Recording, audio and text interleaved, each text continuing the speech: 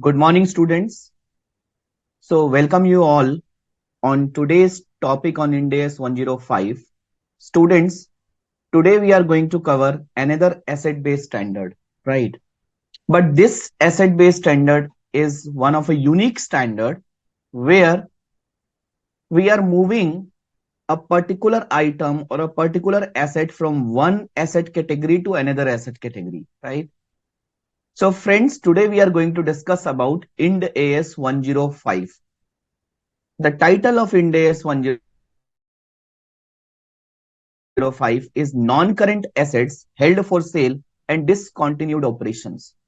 Do we have any such kind of standard in accounting standard? In our accounting standard, there is AS 24, but the title of AS 24 is Discontinuing Operations. So AS 24 only covers one of the part of this Ind AS 105, means AS 24 only covers discontinued operations. What about non-current assets held for sale? Non-current asset held for sale is covered under AS 10, which is property, plant and equipment, and under AS 26, which is intangible asset in accounting standard in ICAI, right? So in ICAI, there are three standards which covers non-current asset held for sale and discontinued operation. The detailed guidance on non-current asset held for sale is not there. Only a small guidance is there in accounting standard 10 and accounting standard 26. But of course, yes, a detailed guidance is there for discontinuing operations in AS 24. So this was about the structure of standard, right? In accounting standard, we have AS 10, AS 26 and AS 24 on this topic. In Ind AS, we have Ind AS 105, which is a detailed standard on non-current asset held for sale and discontinued operations. In IFRS, it is IFRS 5, right? So this is the structure of the standard. Now, friends, if I talk about this standard, if I talk about this particular standard, the title, I would like to break this title into three parts: non-current assets, held for sale, and discontinued operations, right? Non-current asset. What is meant by non-current asset? What is meant by non-current asset? An asset which is not a current asset is a non-current asset, right? What could be the examples of non-current asset? Like property, plant and equipment. Property, plant and equipment is an item which is used in the business, which is used to earn the future economic benefits in the business in the long run, right? So non-current asset is an asset which is not a current asset, okay? Non-current asset like property, plant and equipment, intangible asset, investment property, biological asset, right? These are the examples of non-current asset. Goodwill, these are the examples of non-current asset. If these non-current assets are held for sale, right, then it will cover under Ind AS 105, as the name suggests. So non-current asset, we understood, and where non-current assets defined? Non-current asset is defined in Ind AS 105. Non-current asset is defined in Ind AS 105, sorry, in Ind AS 1, not in 105. Current asset and non-current asset. Where this current and non-current is defined? Current and non-current is defined in Ind AS 1, presentation of financial statement. Right, friends? So, friends, a non-current asset, which is defined as a non-current in Ind AS 1, right? If it is held for sale, then it will come under the criteria of Ind AS 105. Okay. So I'm just giving you an explanation from 36,000 feet so that you understand what this standard covers about.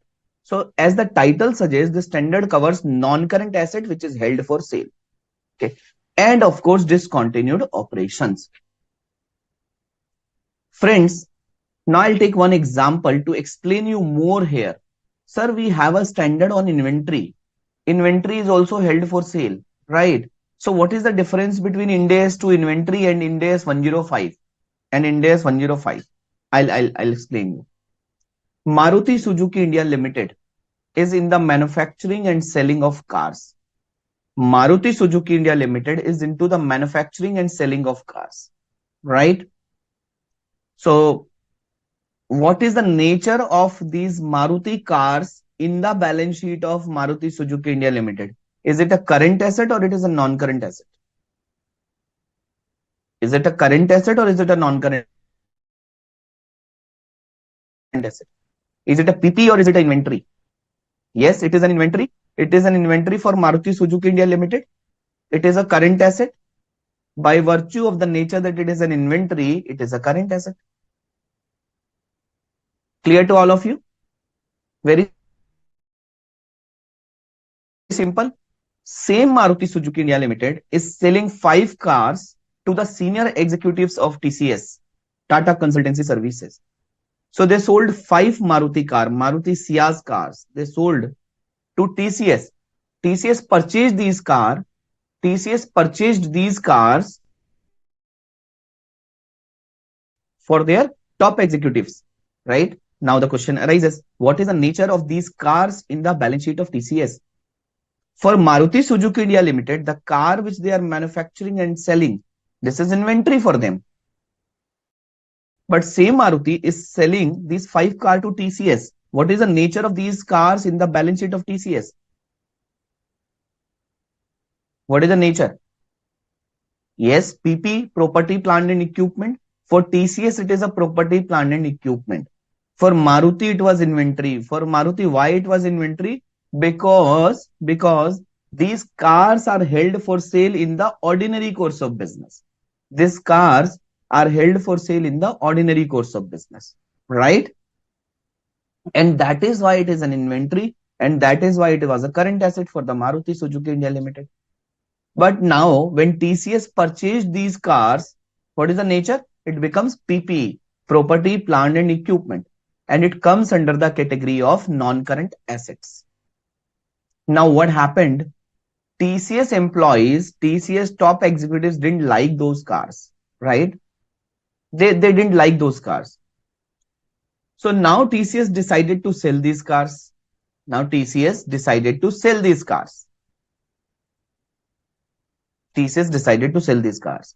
Now, what is the nature of this sale? Is it an inventory for TCS? Is it an inventory for TCS? When TCS offers these car for sale, when TCS wants to sell this car, is it an inventory for TCS? Geeta, is it an inventory for Tata Consultancy Services? Whether Tata Consultancy Services is in the business of trading of those cars? Viraz, is it a inventory for TCS? It is not an inventory for TCS. Why? Because it is a non-current asset which is held for sale, right? It is a non-current asset which is held for sale. It was a property, plant and equipment. Now this PPE is held for sale, right? So it is not an inventory because it is not held for sale in the ordinary course of business. It is not held for sale in the ordinary course of business. The ordinary course of business of TCS is not to sell the cars. The ordinary course of business of TCS is to sell the software, provide the IT consulting services, right? It is not a held for sale in the ordinary course of business. Since this company does not require these cars now, and now they are selling these non-current assets, so this will come under the category of non-current assets held for sale. I am just setting the context, right? Sir, whether held for sale is defined under the standard, answer is yes.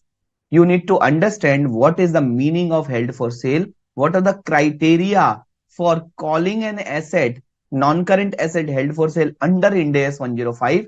There are some criteria which is given. I'll explain this criteria after 15-20 minutes. Okay. But for the time being, just understand that if a non-current asset which is held for sale, it will come under the category of Ind AS 105. If a non-current asset like property, plant and equipment, like investment property, like intangible asset, okay, if these assets are held for sale, it will come under the category of Ind AS 105. Held for sale does not mean that the company wants to sell. There are detailed criteria which is given under this standard, and we will be discussing those criteria in due course of time. Is it clear to everyone? Yeah. Now you understood that how this Ind AS 105 is different from inventory. Are you clear now that how this Ind AS 105 is different from inventory? Infosys is selling software. What is the nature of software for Infosys? Inventory, right? Now what happened? ITC is a company.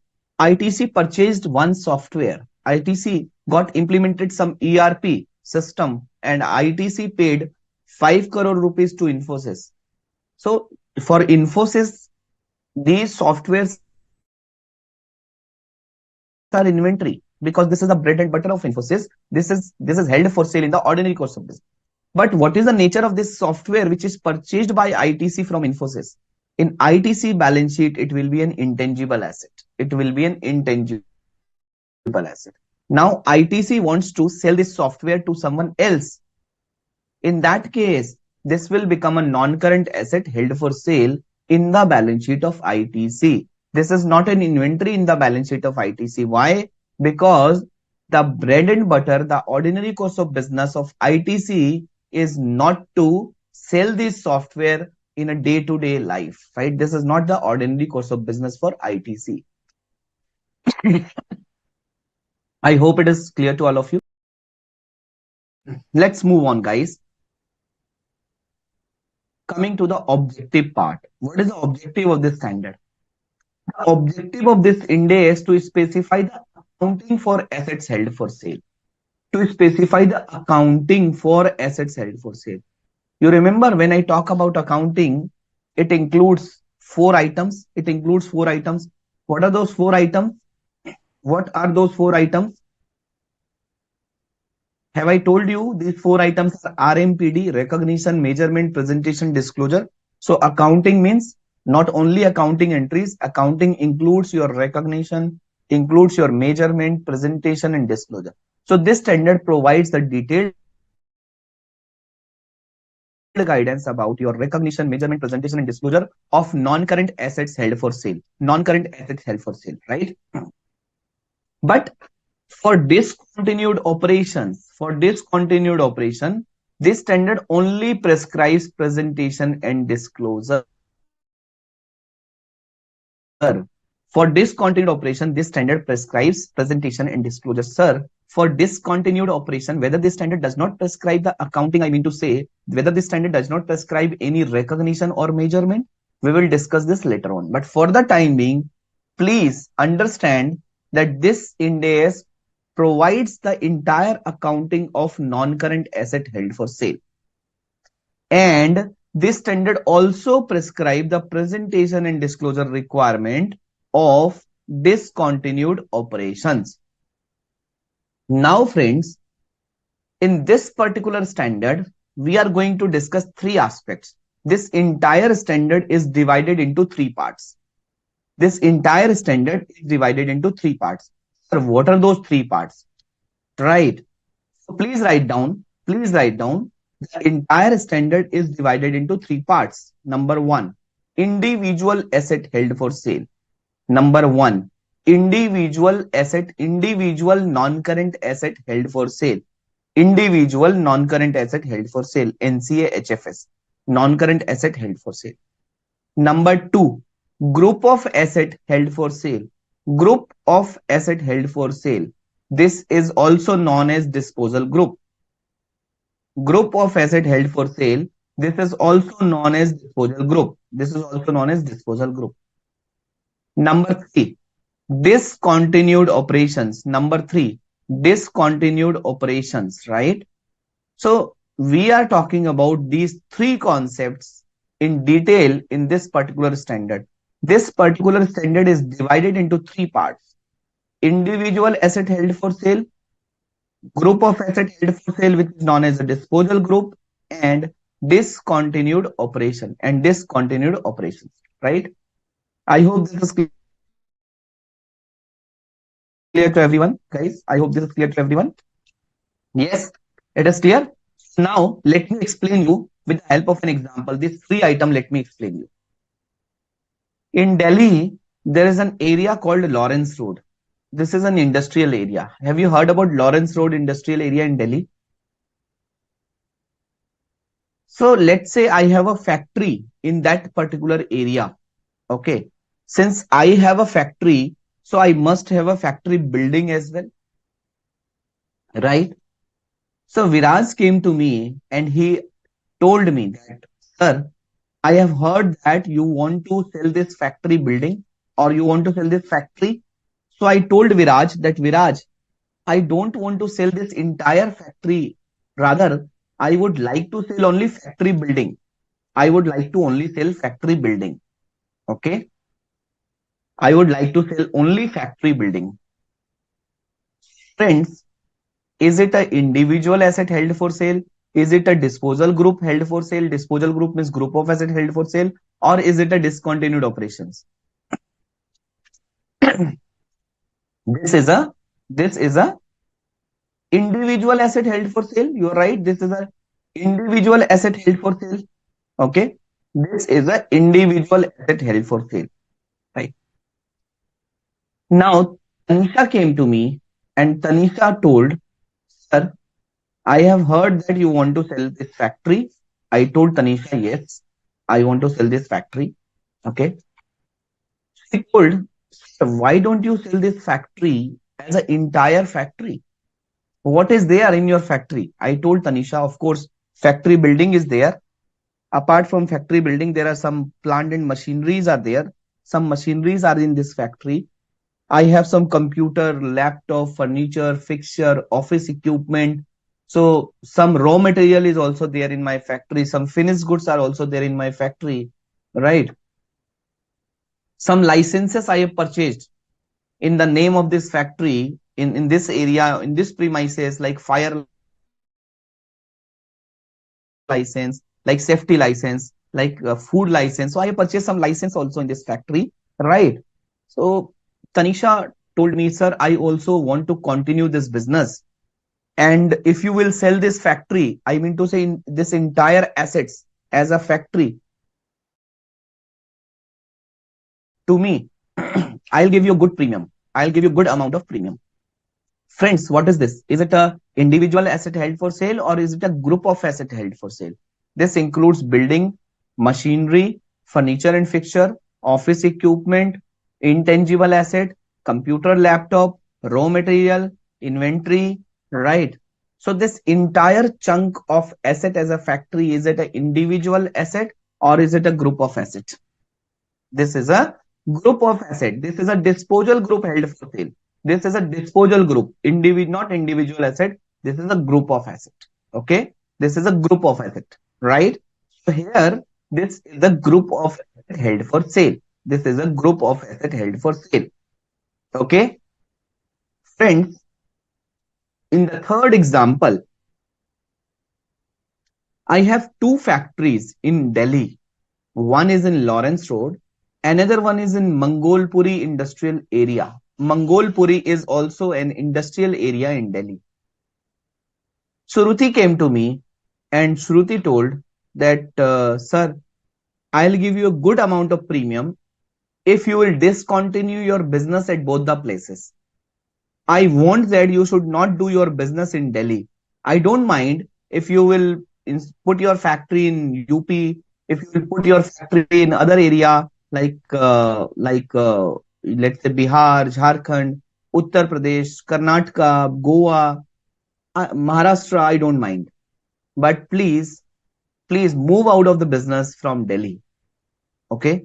I don't want that you should do business in Delhi because I want to create a monopolistic situation and I want to buy your both the factories. Okay. Of course, I'll give you a good premium. I want that you should discontinue your operation in Delhi. You should discontinue your geographical area operations. Right. Friends, what is this? Is it an individual asset held for sale? Is it a group of asset held for sale? Or it is a discontinued operations?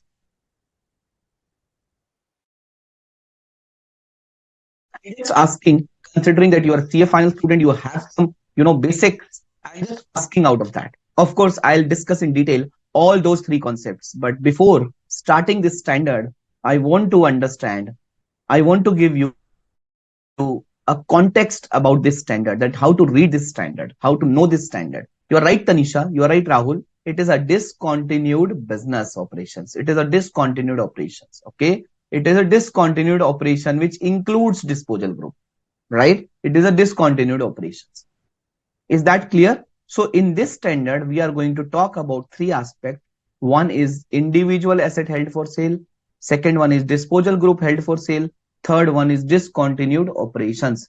Discontinued operations may include disposal group, may not include disposal group. You will be able to understand after some time. Okay. Right. Is that clear? So in this standard, we are going to talk about three aspects: individual asset held for sale, disposal group held for sale, and discontinued operations. Right, friends? We are going to talk about these three aspects. Okay. Okay, sir. We have understood these three aspects. If you have not written down, please write down. Let me show you the Excel file as well. So, friends, I hope this Excel file is visible to all of you. So, these are the three aspects which we are going to talk about, right? In this standard, we will be covering the following items in detail, right?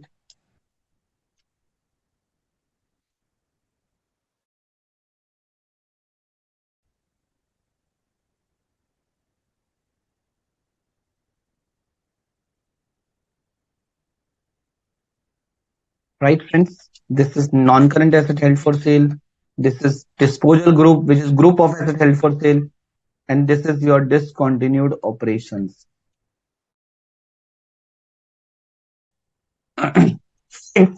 In case of a non-current asset held for sale, that individual asset should be a non-current asset. It should be a non-current asset. NCHFS means non-current asset held for sale. For disposal group, the disposal group is a group of assets held for sale, and disposal group may include current assets also, right? As I told you, that this disposal group includes your current asset also. You remember in my example of that factory, there was some raw material, there was some inventory also. So your disposal group may include some current asset as well. But at least one asset must be a non-current asset.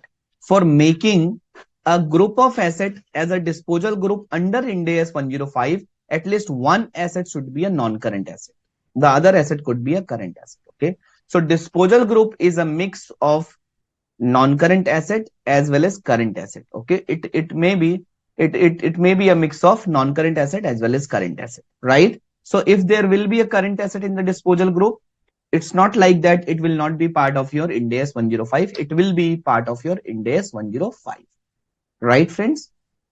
So disposal group may include current assets also, but at least one asset is a non-current asset. One non-current asset is mandatory in disposal group. Clear?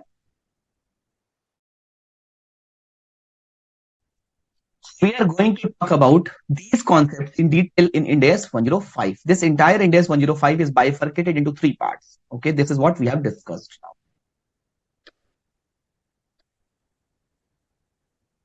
Whether my presentation is visible, friends? Is it visible? Am I audible properly? Okay. Okay, now let's talk about the scope. The classification and presentation requirement of this Ind AS applies to all recognized non-current assets and to all disposal group of the entity. All recognized non-current asset and to all disposal group of an entity. This standard does not talk about what is current, what is non-current. Who will say what is current, what is non-current? Ind AS 1 will say. Okay. Once Ind AS 1 has told you that these are the non-current assets. And if these non-current assets becomes held for sale, then it will come under the category of Ind AS 105. Then Ind AS 105 will tell you that what is the classification and presentation requirement. For example, if a non-current asset becomes held for sale then it will come under the classification of current asset. Why? Because it is held for sale, right? Because it is held for sale. So something which is held for sale means the intention of the company is to sell that asset. So it has to be shown under the category of current asset, right? In the title of non-current asset held for sale, so that the reader will be clearly able to identify, oh, this is not an inventory, this is a non-current asset which is held for sale.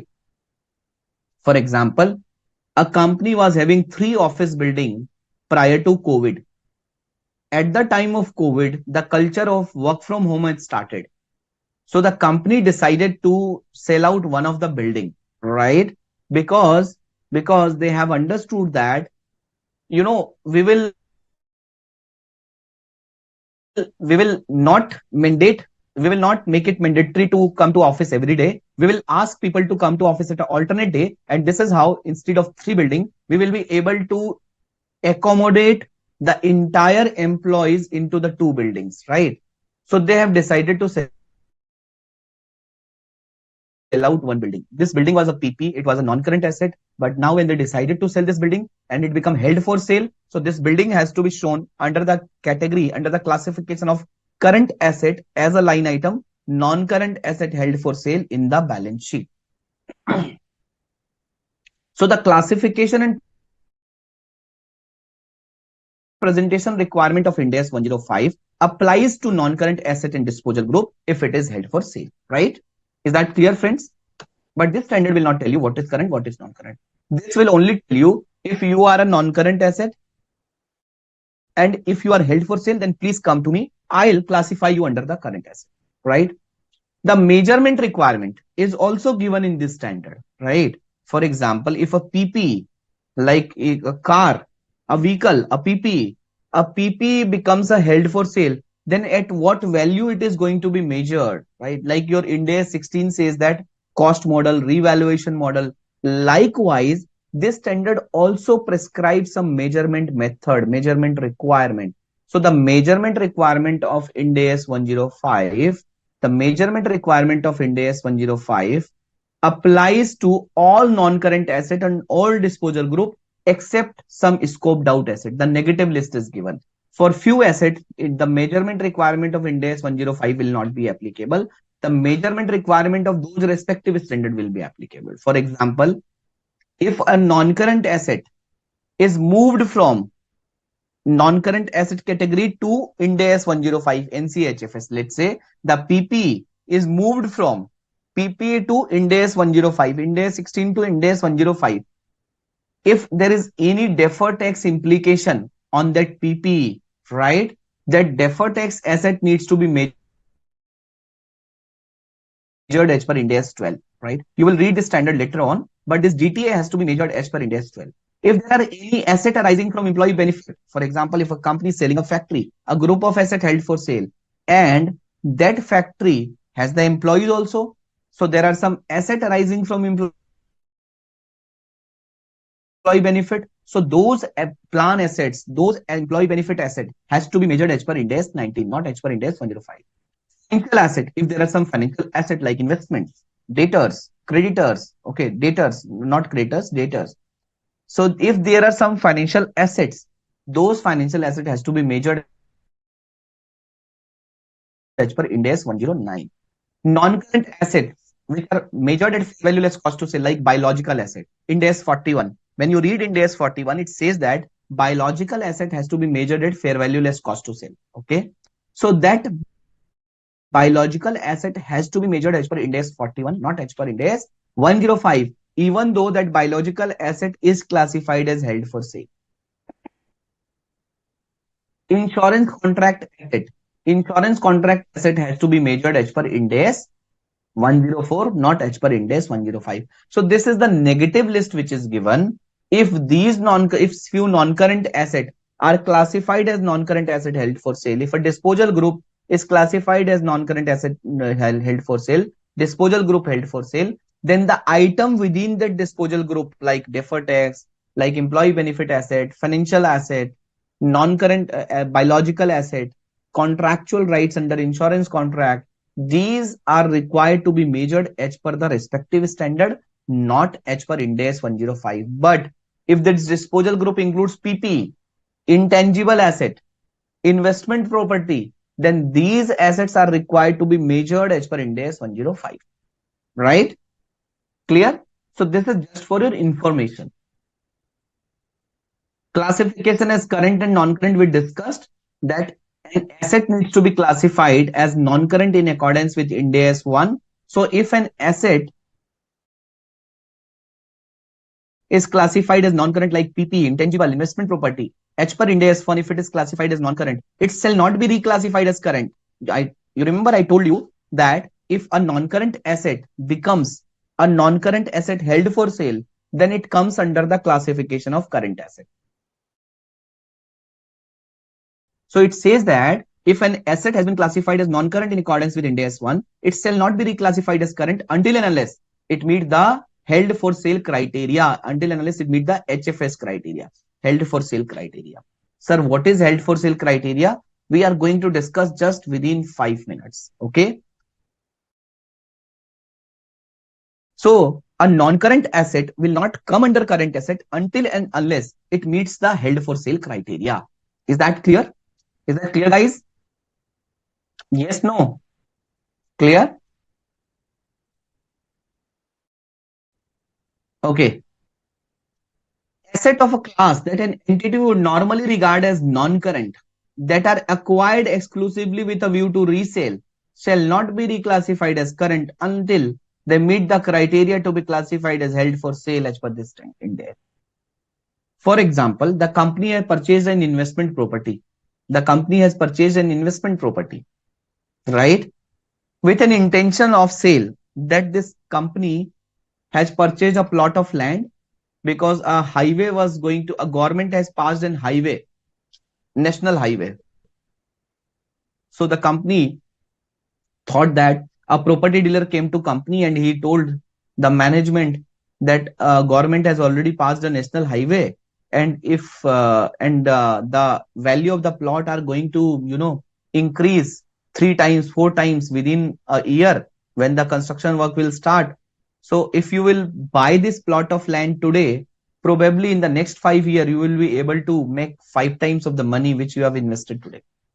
So the company has purchased a plot of land, investment property, right? Investment property. So standard says that, and what is the intent? Intent, you remember I told you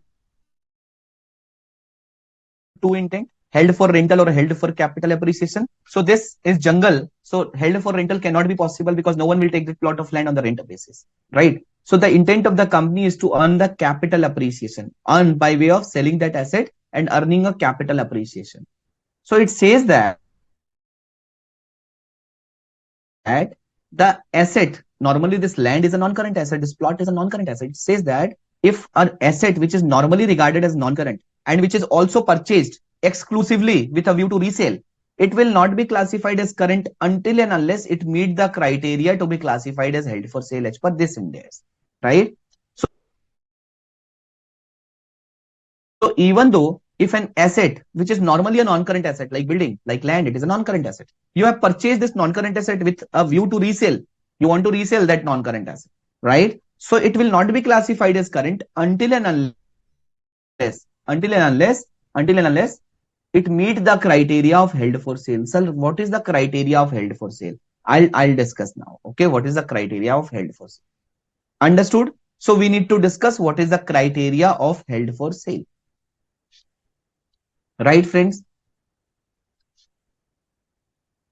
As we discussed, this term refers to individual asset as well as group of asset, right? This is not only individual asset. This is an individual asset as well as group of assets, right? An individual non-current asset is regarded as held for sale if its carrying amount will be recovered principally through a sale transaction rather than through contingent. Friends, tell me, if you purchase a machinery, a property, plant and equipment, what is the objective of that machinery?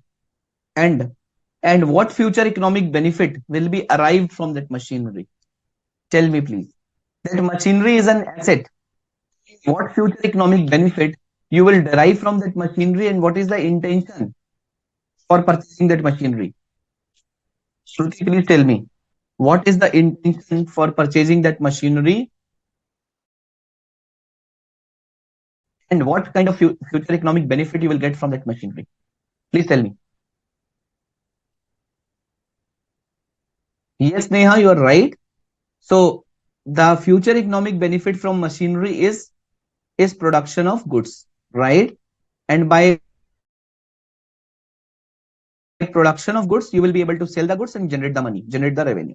You are right. So it means the objective of property, plant, and equipment is to use in the business so that you will receive the future economic benefit in future. Right? Held for production. You are right, Tanisha. What could be the objective of non-current asset held for sale? If a non-current asset which is held for sale, what is the objective of NCHFS? Like the objective of PPE, we have well understood that the objective of PPE is to use in the business. The objective of PPE is to use in the business. But what could be the objective of non-current asset held for sale? The objective of non-current asset held for sale is to sell that asset. And how future economic benefit will be arrived? The future economic benefit will be arrived by selling the asset and getting the money out of sale proceeds. This is how the future economic benefit will be arrived. Right, friends? So this is how the future economic benefit will be arrived. From property, plant, and equipment, the intent was to use the asset in the long run.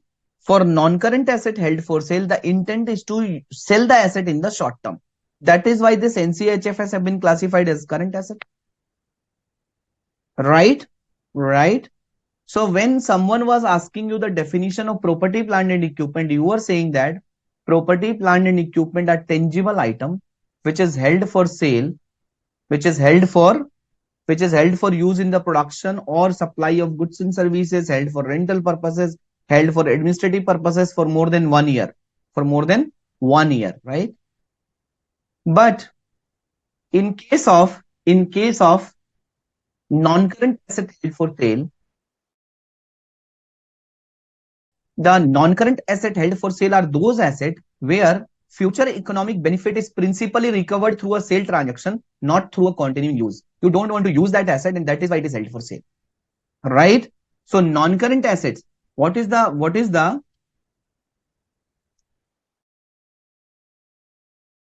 what is meant by non-current asset? Non-current asset means a non-current asset held for sale is those assets where carrying amount means the amount which is coming onto the balance sheet, the carrying amount, the future economic benefit will be recovered principally through sale, not through a continuing use, right? Not through a continuing use. Is that clear? Is that clear, friends? Shruti is asking, does it mean that the asset was purchased for held for sale? Shruti, no. The asset was not purchased for held for sale, right? So there are two aspects to it. One, the asset was getting used in the business, but now the company wants to sell this asset. For example, after COVID, so many companies have sold their business premises, sold their buildings, right? Like the example which I have taken for TCS. TCS employees didn't like those cars and now TCS wants to sell these cars, right? So it moved from PPE to non-current asset held for sale, right? So it is not primarily held for sale. It is not purchased. If it is purchased for intention for sale, then you need to look at whether the held for sale criteria is meeting or not, right? You will be able to clear when I'll cover this held for sale criteria. But normally, these non-current asset held for sale was a non-current asset earlier. As the name suggests, it was a non-current asset earlier. After non-current asset, it becomes a current asset. It becomes a held for sale asset. Okay. The difference between NCA and NCA HFS is earlier it was non-current asset. Now it is a non-current asset held for sale. Clear, Shruti? What is meant by disposal group? Disposal group means a group of asset which is sold together as a single transaction. And in disposal group, there could be some liabilities as well. For example, while I was selling the factory to Tanisha, if I was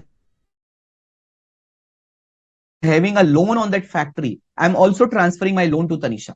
Right? right? So disposal group may have liabilities also, right? How to treat those assets and liabilities, how to do the accounting of this disposal group, we will cover that. The disposal group may also include goodwill if it is a cash generating unit, right? Last week we had discussed impairment of asset standard, and in Ind AS 36 we discussed cash generating unit, right? What is a cash generating unit? It is the smallest identifiable group of asset which can generate independent cash flows, right? And in this cash generating unit, there could be a element of goodwill also, right? So if there is a goodwill in cash generating unit, of course, this disposal group may include goodwill as well if the company is selling that group of assets. Right, friends? Now the time has come when I need to tell you what are the criteria for held for sale. What are the criteria for held for sale? Or this is known as a recognition criteria. Classification as held for sale. As we discussed, an entity shall classify a non-current asset or disposal group as held for sale if its carrying amount will be recovered principally through a sale transaction, not through a continuing use. So non-current asset held for sale or disposal group are those assets where the future economic benefit will be received through sale, not through the use. Okay. Now, what are the criteria for classifying a non-current asset as a non-current asset held for sale? There are two criteria, friends. There are two criteria. Criteria number one, ISPC. Criteria number two, criteria number one, ISPC. Criteria number two is HP. Sir, what is the full form of ISPC? What is the full form of ISPC? Internet Service Provider Company. Sir, what is the full form of HP? Hindustan Petroleum. Is it the right full form in the context of Ind AS 105? Ind AS 105 says that an asset or disposal group must be available for immediate sale in present condition. ISPC means immediate sale in present condition. And the sale must be highly probable. And the sale must be highly probable, right? It is not internet service provider company. It is available for immediate sale in its present condition, and sale must be highly probable. And sale must be highly probable. The management must be committed to the disposal. The management must be committed to the disposal. So two conditions should be satisfied. The asset or disposal group must be available for immediate sale in its present condition, and sale must be highly probable. We'll discuss this concept one by one. First, I will be discussing the immediate sale in its present condition, right? The asset or disposal group must be available for immediate sale in its present condition. It means it cannot be classified as held for sale if the entity intends to sell it in a distant future. Now, friends, listen me carefully. I'm giving you a situation and I'm asking you a question, right? And this is your critical test for CA final. That how do you understand and how do you interpret a question? What is the word I have used? ISPC. What is the full form of ISPC? Immediate sale in present condition. Now I'm asking a question to all of you, and you have to answer me after hearing the question carefully. My question is, let's say I have a building and that building is having 3 floors. That building is having 3 floors, right? I want to sell my third floor and I put a for sale board on the third floor. I have put a for sale board, right? I've also given an advertisement in the newspaper. Okay. So let's say Shruti came to me and she asked, "Sir, do you want to sell your third floor?" I said yes. But I told Shruti that, Shruti, I want to sell this third floor. It is available for sale, but I will sell only when my fourth floor will complete when the construction of fourth floor will complete. When I'll complete my fourth floor construction, then only I'll transfer the rights of my third floor. Right? So what I told Shruti that yes, this third floor is available for sale. I want to sell this third floor, but I'll only sell when this fourth floor will be constructed. Now I'm asking you two questions. Number one, whether third floor is available for sale. Number two, whether third floor is available for immediate sale in present condition. Please answer me. Please answer me for these two questions. Question number one, whether third floor is available for sale. Number two, whether third floor is available for immediate sale in present condition. Question number one, whether third floor is available for sale. Question number two, whether third floor is available for immediate sale in present condition. Whether third floor is available for immediate sale in present condition.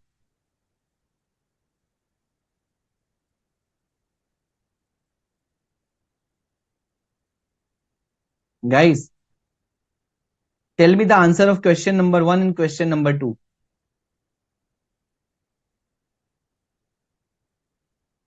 Ritvik is saying for question number one, yes. For question number two, no. You're right, Ritvik. Whether it is available for sale, yes, it is available for sale. But is it available for sale is it available for sale immediately in present condition? Is it available for immediate sale in present condition? Answer is no. Is it available immediately for sale in present condition? Answer is no.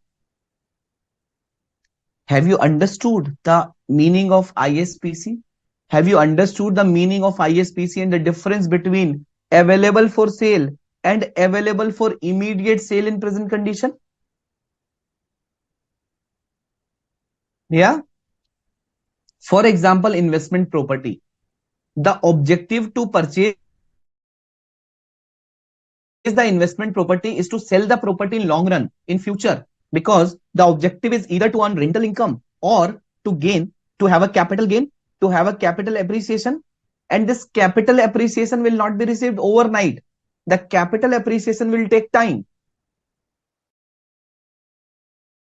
Right? For example, if you have invested in a land, of course, you will wait for 2, 3, 5 years so that you will get a good price for that land. Right? So, is it an investment property? Answer is yes. Is it available for sale? Answer is yes, because the company is not doing any business on that. That is an investment property that is only held for capital appreciation. Is it available for immediate sale in present condition? Answer is no. That is why it is a non-current asset. That is why it is an investment property.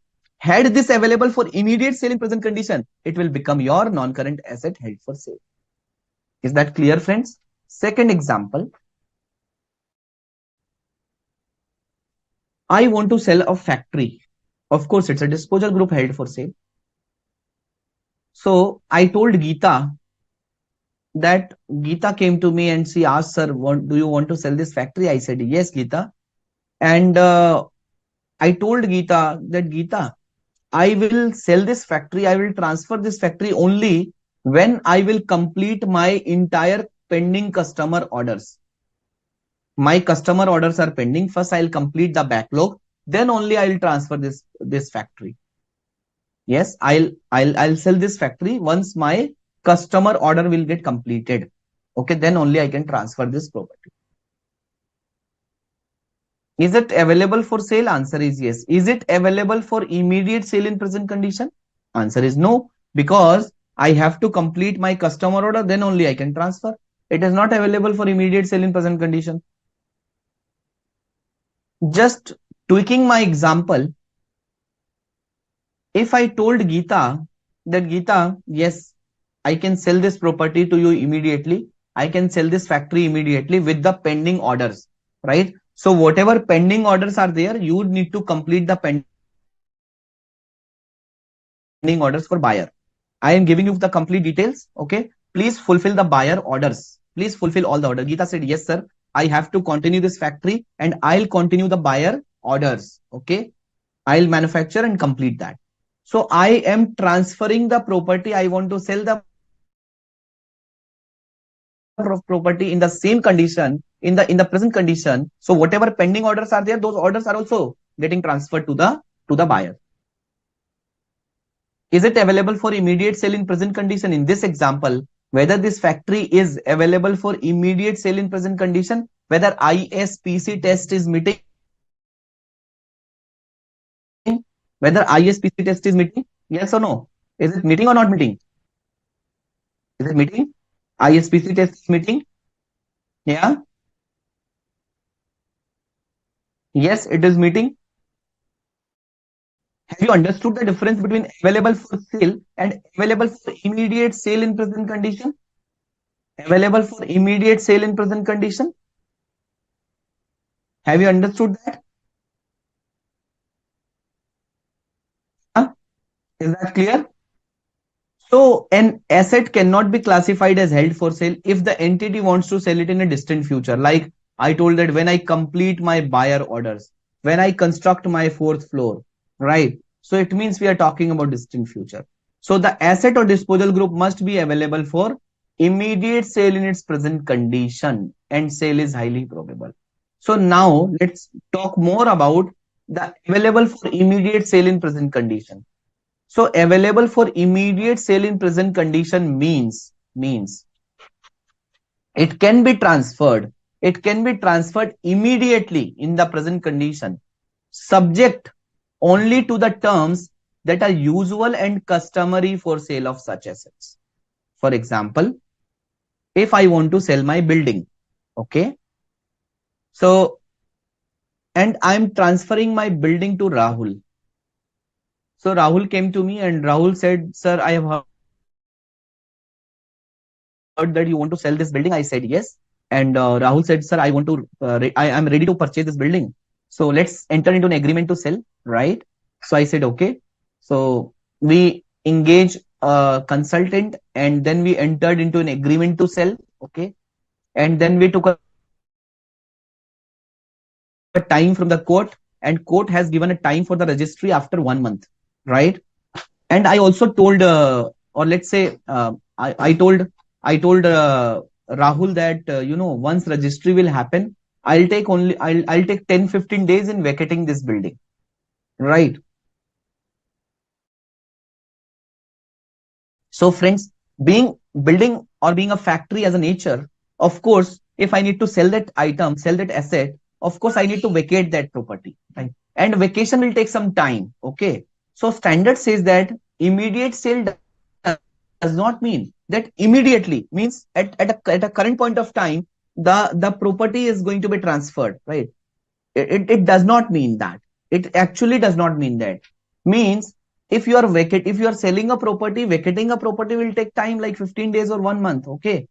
So it does not mean that if I am selling my building to Rahul, it does not mean that I'm just start throwing my belongings to outside the balcony, right? I am just immediately vacating my building. It does not mean that actually. The standard says that it must be available for immediate sale in present condition, subject to the terms that are usual and customary for sale of such assets. Like the transfer of building will take some time, like agreement to sell will be there, registry will be there, the vacation process will be there. Okay. Or let's say I am selling my building, but tenant are there and I am giving a notice to the tenant for 1 month, right? So it will take 1 month to vacate that building because the tenant also needs to search the another house. Okay. Is that clear, friends? Is that clear? So it must be available for immediate sale in present condition, subject to the terms that are usual or customary for such assets.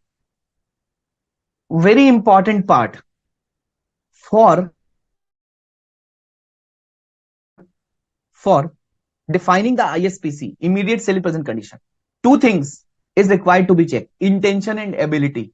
Intention and ability. For example, you are the auditor of the company, and company wants to classify the asset from non-current asset to current asset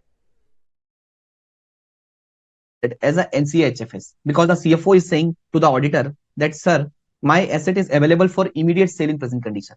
Then the auditor is asking, do you have an intention and ability both to transfer the asset to the buyer in the present condition?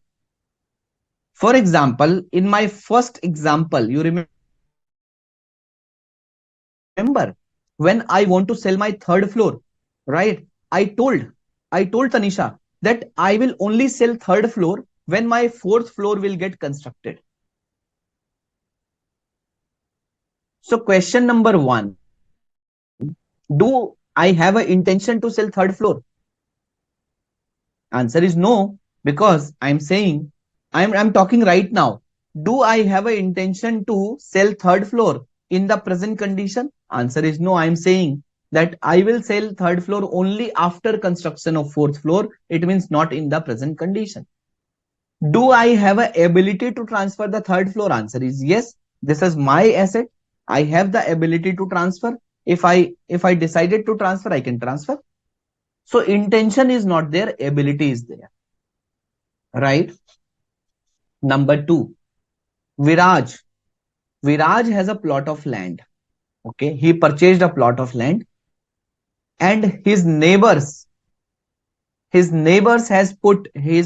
disputed that, and put and got a stay from the court of law, because probably Viraj wants to do some construction, but neighbor didn't like that construction, and they have filed a case in the court of law, and court has put a stay on any use, construction, or sale of that plot of land.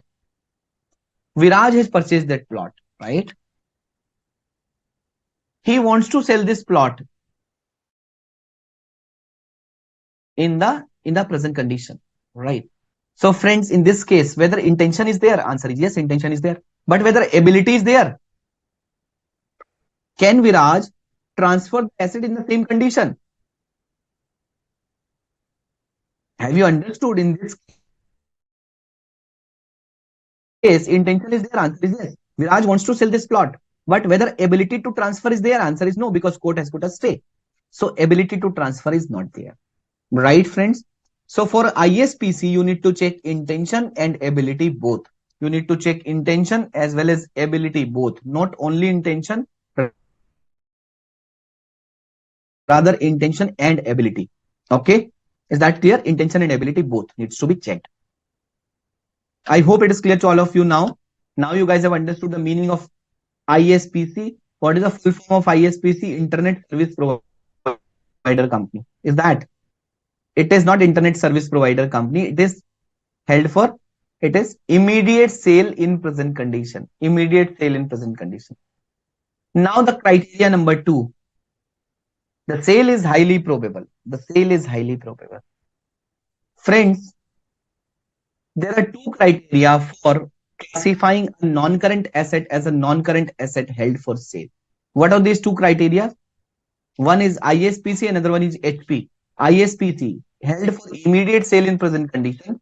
Second, sale is highly probable. Friends, if I talk about the first condition, which is ISPC, ISPC shows, the condition shows the availability for sale, which is depending on the intent and ability, So ISPC, available for immediate sale in present condition, it shows the availability for sale, which is depending on the intent and ability. But if I talk about the sale is highly probable, HP, highly probable, this condition shows the efforts and documentation regarding the efforts towards the actual sale, right? So the first condition, ISPC, it shows the intent and ability, whether this asset is available for sale. Highly probable, HP, it shows the efforts to convert it into the sale, right? It shows the efforts and documentation to convert that asset for sale. Now let's discuss the condition for held for sale. The highly probable. Sale is highly probable. Means there are high chances that the sale will be there.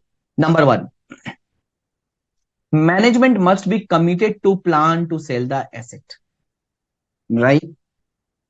Management must be committed to plan to sell the asset.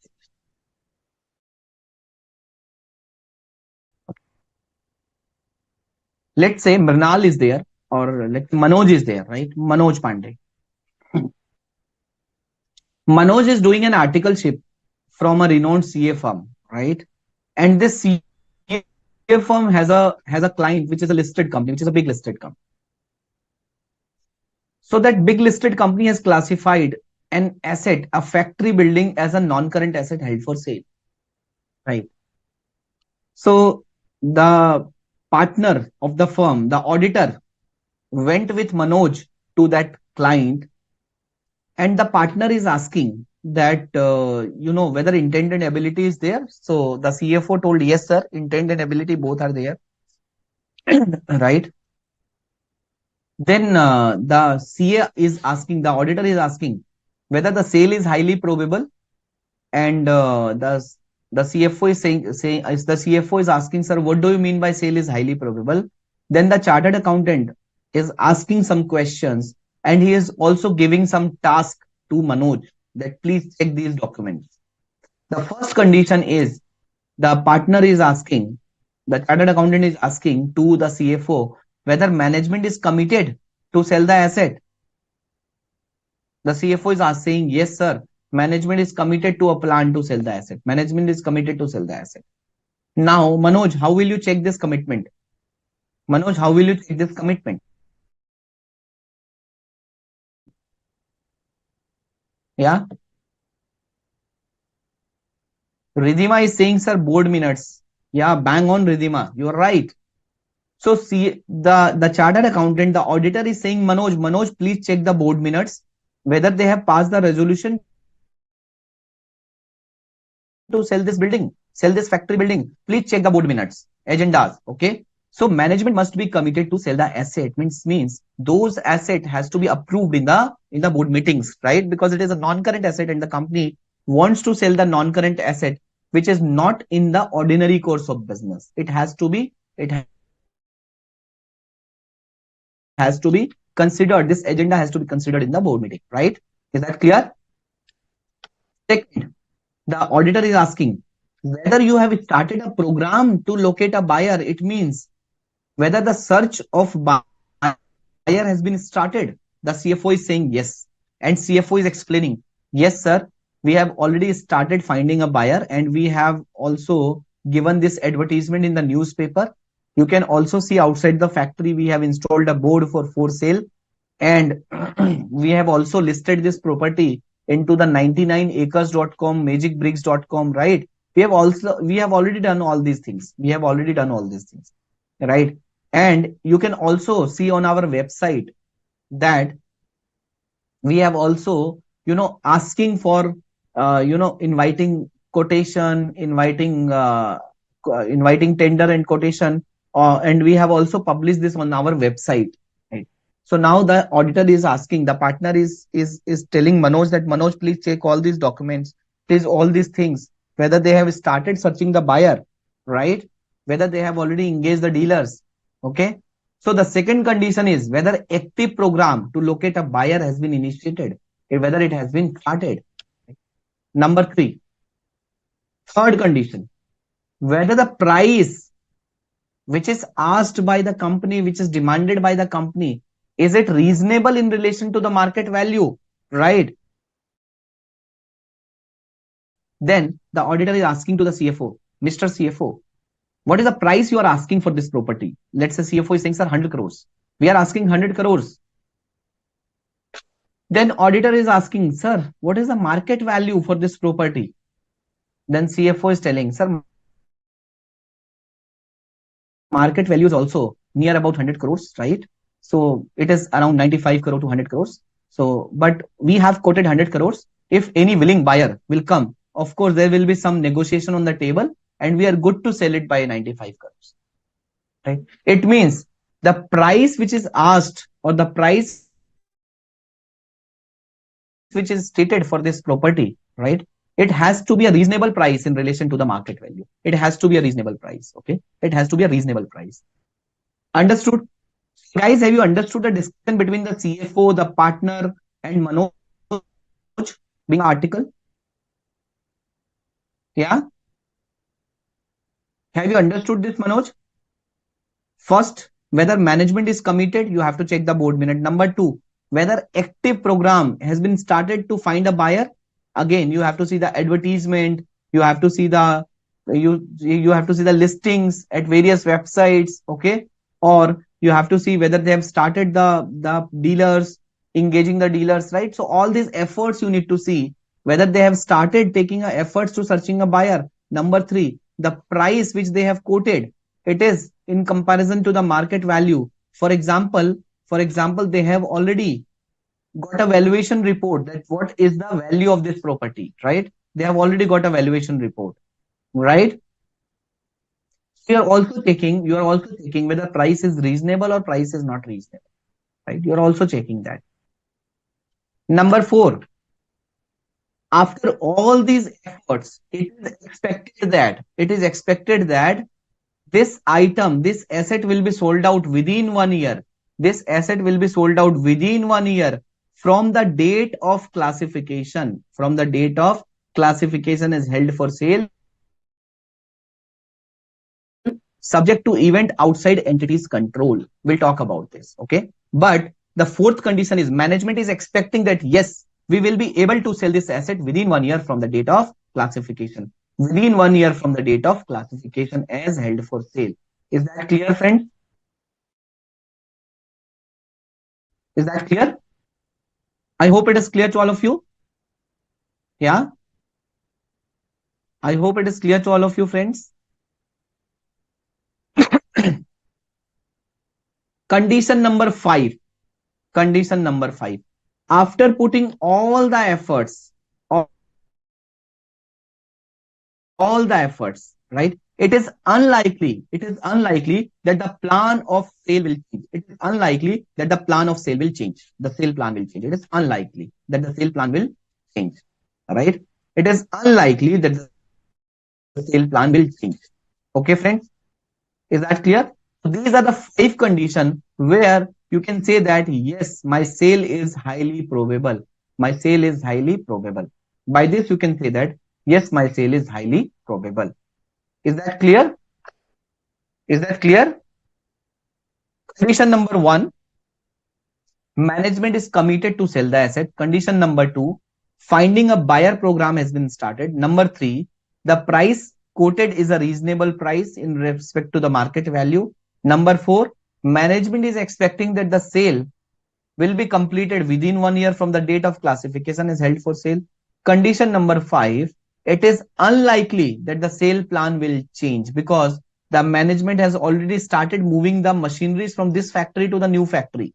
The management has also already purchased a new factory and they have started production there.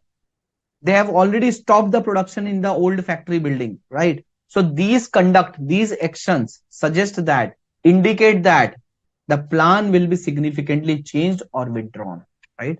The plan will be significantly changed or withdrawn, right? And now I'll show you one of the annual report, okay, of Ultratech Cement. It is a Nifty 50 companies. Please let me know if that annual report is visible. Please do let me know. And whatever I have told you, I'll explain all those concepts, whatever I have told you so far. Please let me know if this annual report will become visible. Please let me know, friends. Are you able to see the annual report of Ultratech Cements? This is the annual report of Ultratech Cement Limited.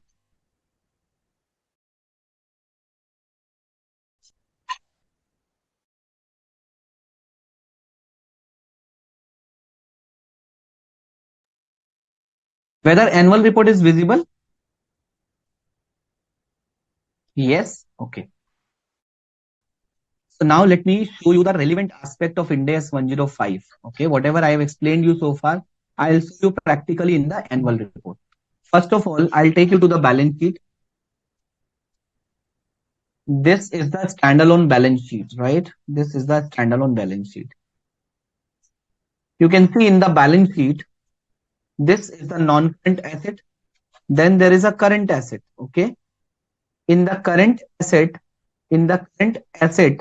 heading, there is a separate heading, non-current asset classified as held for sale.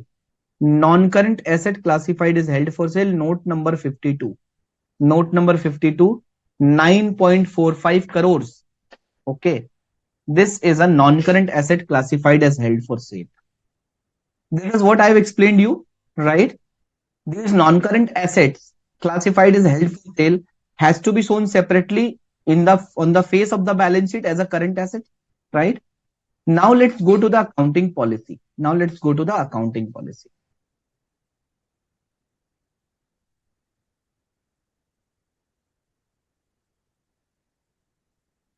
let's go to the accounting policy.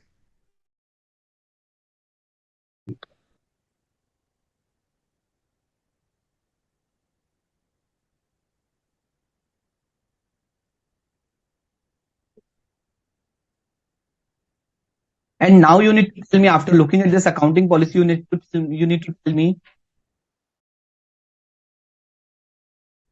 whether it whether it is heard or it is blank. सुना सुना लग रहा है, सुना सुना लग रहा है. You need to tell me.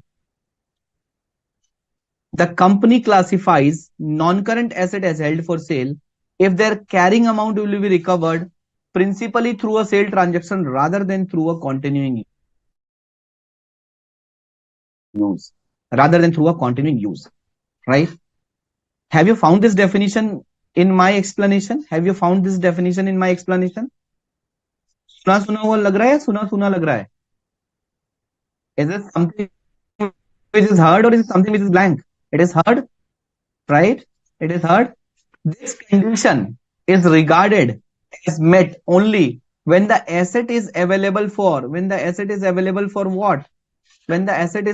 for what? When the asset is available for immediate sale in present condition, and sale must be highly probable.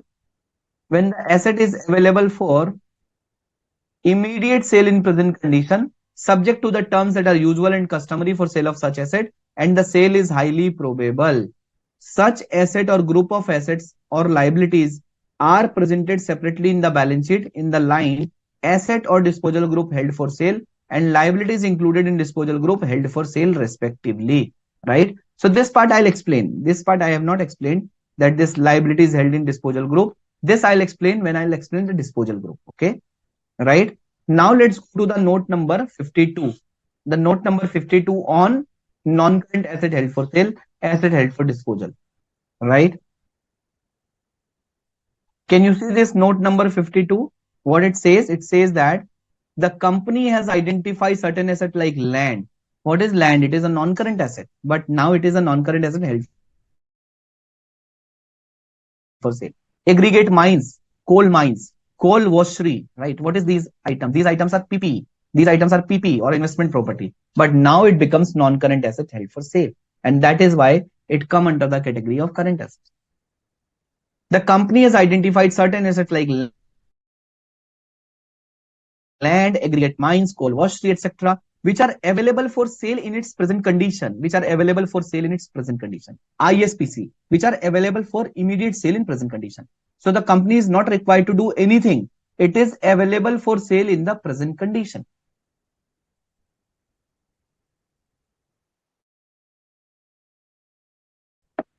The company is committed, management is committed to plan the sale of asset. The company is committed to sell the asset, and an active program to locate a buyer has been started and complete the plan have been initiated. The company expect to dispose of these assets within 1 year from the date of classification. The company expect to dispose of these assets in the due course of time. Friends, I have shown you the balance sheet. I have shown you the accounting policy. I have shown you the notes to accounts. I have shown you the notes to account. Are you comfortable? After explaining the concept, I've explained you the concept of that an asset, a non-current asset or the disposal group is classified as held for sale if two criteria will met. Number one, ISPC criteria, that the asset must be available for immediate sale in present condition, means the entity must have intent and ability both to sell the asset. Number two, the sale must be highly probable. For stating that the sale must be highly probable, the management must be committed to sell the asset, right? Active program to search a buyer has been started. The price quoted is a reasonable price. Number four, it is expected that the sale will complete, this transaction will complete within 1 year. Number five, it is unlikely that the plan of sale will change, right? So Manoj, what you want me to explain again? What do you want me to explain again? This note, it says that the company has identified certain assets which is held for sale, right? And it also says that these assets are available for immediate sale in present condition, right? And it says that the company is committed to plan the sale of asset. Active program to locate a buyer is started. To complete the plan has been started, and the company expect to dispose of these assets in the due course of time.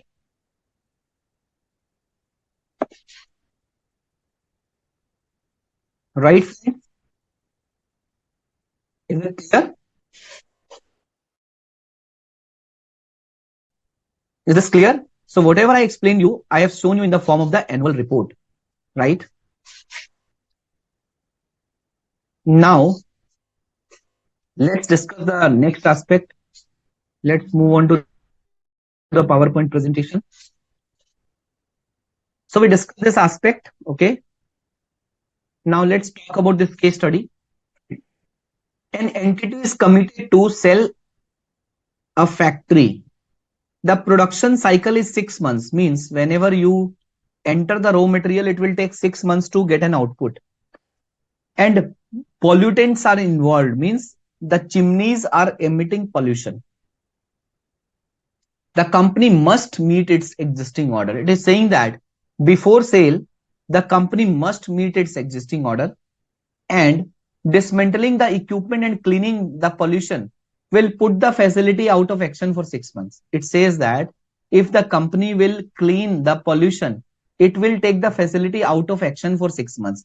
Does the factory meet the criteria of available for immediate sale? Please tell me. Does the factory meet the criteria of available for immediate sale? Please tell me. Is it meet the criteria? Answer is no. Why? Because number one, if it meet the standard says that it must meet the existing order. The question says that it must meet the existing order.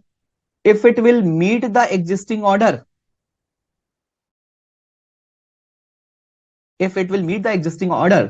then it will take another 6 months. If it will clean the pollution, it will again take another 6 months. It means it is not available for immediate sale. It is not available for immediate sale in the present condition, right? It is not available for immediate sale in the present condition, right? Is that clear? Shruti is asking, sir, non-current asset held for sale, when meet the criteria of held for sale, becomes current asset, then why not current asset are also covered this Ind AS, Shruti? You know, current asset by the nature, like inventory. Inventory is always a current asset. Why? Because inventory is held for trading. Inventory is held for trading. Inventory is held for sale in the ordinary course of business. Okay. Inventory is held for sale in the ordinary course of business. And being a current asset, there is a separate standard called inventory. If I'll talk about this Ind AS 2 versus Ind AS 105, and that is why I have started my discussion with the example of Maruti cars, right? And then I explained how this Maruti car is different for Maruti and different for TCS, right? Then I have explained this. But if I talk about non-current asset held for sale being a nature where the entity is not in the business of selling those assets, but due to some emergency, due to some requirements, or due to some situation, the company wants to sell these assets. The company is selling these assets, right? So for the reader of the financial statement, it is important that the current asset, the inventory, which is always held for sale in the ordinary course of business, the accounting treatment of inventory is different. But for the asset which is not in the regular course of business, which is not always available for sale in the business. For example, if the company has two buildings and the company has sold both the two buildings, the company will not have anything. The company will not have anything for sale, right, in the future. But inventory is always for sale, even in the current period, in the future period, because that is the bread and butter of the company, right? So if you will see the nature of both the item, current asset, it is always available for sale. If I talk about non-current asset, it will become held for sale in certain situations. And that is why a separate standard is there globally in India as well. A separate standard is there which takes care of the situations when a non-current asset become held for sale. Okay, because the accounting treatment is different in inventory as well as in this Ind AS 105, right? So if you will see the nature of both the item, current asset, it is always available for sale. If I talk about non-current asset, it will become held for sale in certain situations. And that is why a separate standard is there globally in India as well. A separate standard is there which takes care of the situations when a non-current asset become held for sale. Okay, Clear? So you guys need to quickly answer me this question. An entity is committed to a plan to sell its head office and has initiated action to find a buyer. The entity wants to transfer the building to a buyer. After it vacate the building, of course, they need to vacate, only then they can transfer. And the time to vacate is normal. Tell me whether it is available for immediate sale in present condition. Whether it is available for immediate sale in present condition. Yes, it is available for immediate sale in present condition. The condition is met at the plan commitment date. Situation number two, the entity will continue to use the building until a new head office building is built. The building will not be transferred until construction is completed. Is it available for immediate sale in present condition? Answer is no. Answer is no. Right?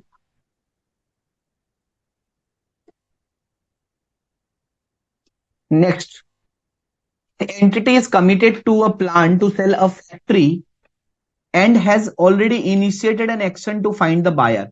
But there is a backlog of customer orders. Situation number one, the entity wants to sell the factory with its operations. The entity wants to sell the factory with operation, and any uncompleted order will transfer to the buyer. Any uncompleted orders will transfer to the buyer. Right? Tell me whether it is available for sale in its present condition. Whether it is available for sale in its present condition. Yeah. Yes. Yes. Because the entity wants to sell the factory as it is. So whatever pending order is there, these pending order will also be transferred to the buyer. The buyer will fulfill the pending order. Yes, condition is met at the plan commitment date. But in the situation number two, the entity wants to sell the manufacturing facility, but without its operation. And it does not want to transfer it until and unless it will complete the orders. It means it is not available for immediate sale in present condition. The entity will sell the factory building only, the factory only after completing the pending orders. It is not available for immediate sale in present condition. Right? Right, friends? Another highly probable sale requiring shareholder approval. Another example from ICAI study material. The earlier examples were also part of the ICAI study material. Example number 6 and 7. At the end of the reporting period, ABC company's board of directors has approved a plan to sell a non-current asset, right? There is a board minute. The board has approved a plan to sell a non-current asset. The board of directors. The eventual disposal requires approval by majority of company's shareholder through a formal vote which will take place after the reporting period. And the board minute says that the actual disposal will require the majority of the shareholder approval, and this will be through a formal vote which will take place after the reporting period. At the end of the reporting period,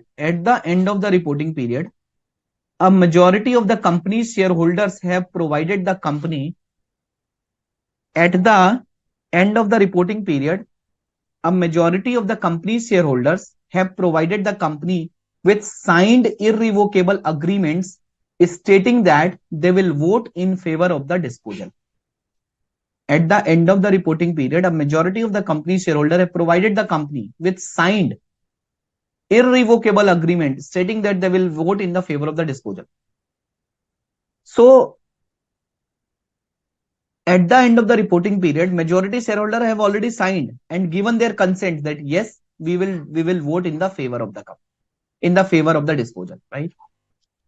The highly probable test is met because the shareholder have irrevocably committed to approving this transaction, and therefore the vote by shareholder is merely a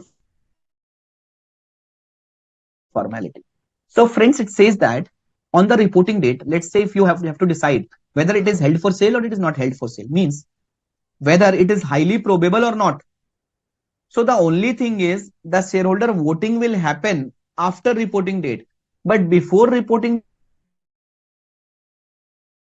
date, the majority shareholder have already confirmed that yes, we will be going to favor in the disposal. Please start your formalities, right? We will vote in favor of disposal. Please start your formalities. And hence, this event which will take place after reporting date, जब उनकी voting होगी, वो just एक formality है. उन्होंने पहले ही बोल दिया है कि yes we agree with the disposal, right. Please start your formality. In this case the sale is highly probable and the company needs to classify it as a held for sale, right? So this is what it is given in the question, right? Now friends, you remember when I talk about this sale is highly probable, I have told that the sale must be completed. Sale should be expected. Sale should be expected to qualify for recognition as a complete sale within 1 year from the date of classification, subject to event outside entities control. Subject to event outside entities control, right? Subject to event outside entities control. Subject to events outside entities control. Okay. Now what happens here? What are the exceptions where even though if the company is not able to complete the sale within 1 year, still it will be classified as held for sale? What are the exceptions? The standard has given you two exceptions. The standard says that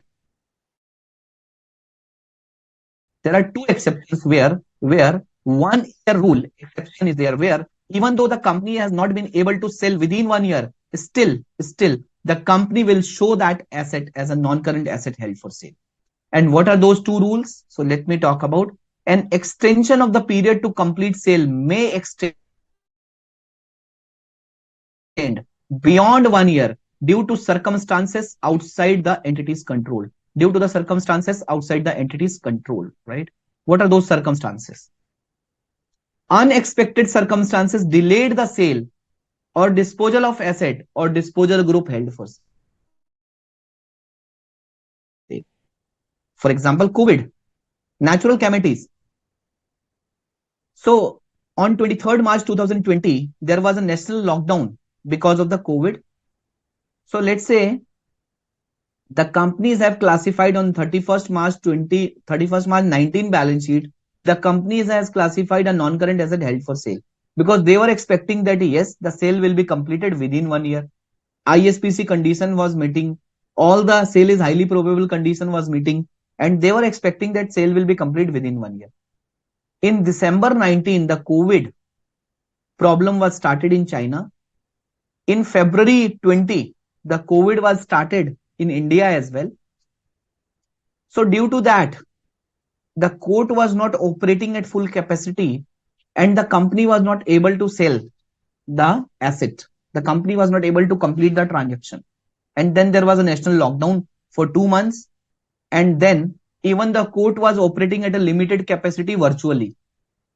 So due to this unexpected circumstances, it delayed the sale. Okay.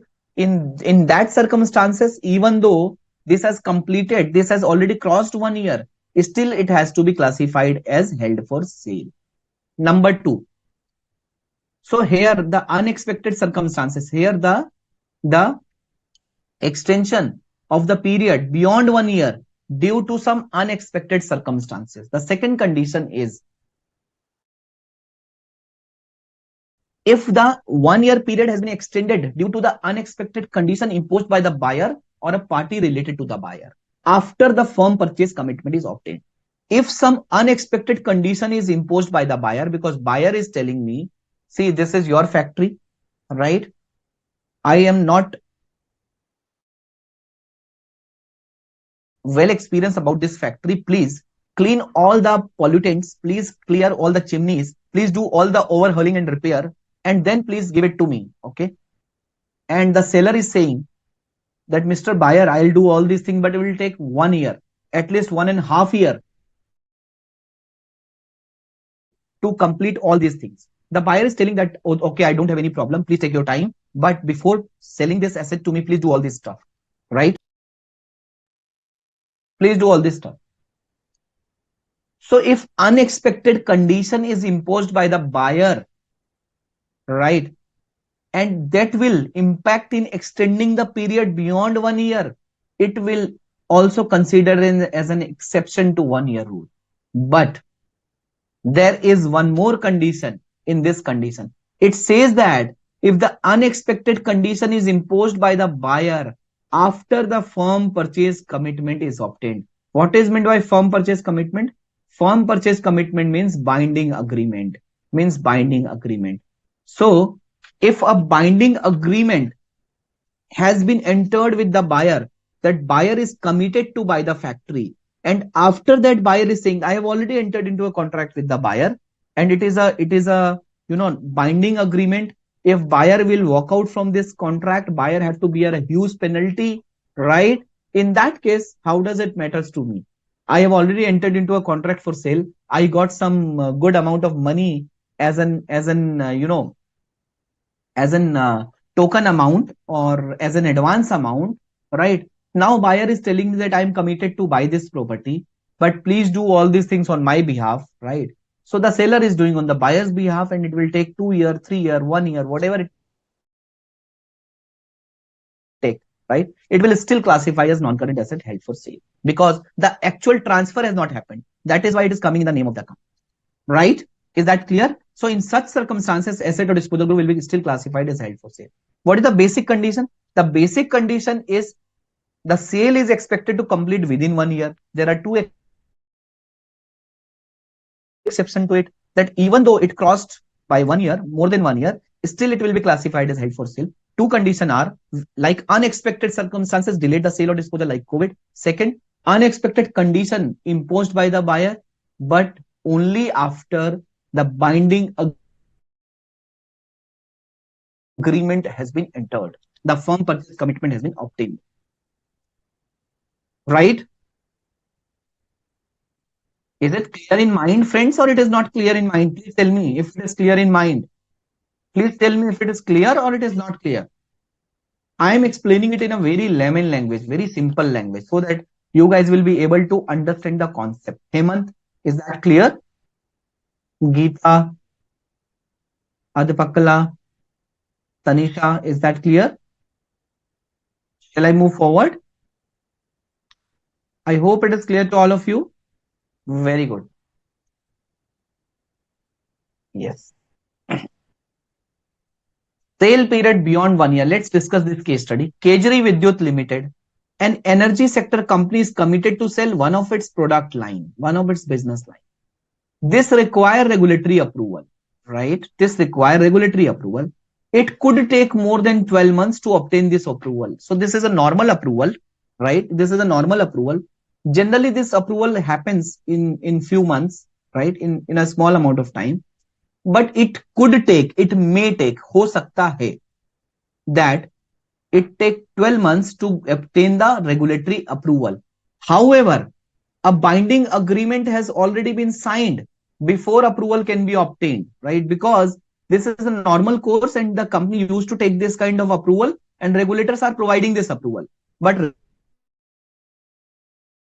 regulator being a government, being a regulator, they may take some time, okay? So in the present case, sale is highly probable within a year. In the present case, sale is highly probable within a year, right? In this situation, the condition for an exception to 1 year rule will apply. If the regulator will not provide the approval in 1 year, then it is something which is beyond the control of the entity, because this entity has to take the approval from the government. As the sale is highly probable, it may classified as held for sale. It may classified as held for sale, right? Even though it extends beyond 1 year. Clear? Clear, friends?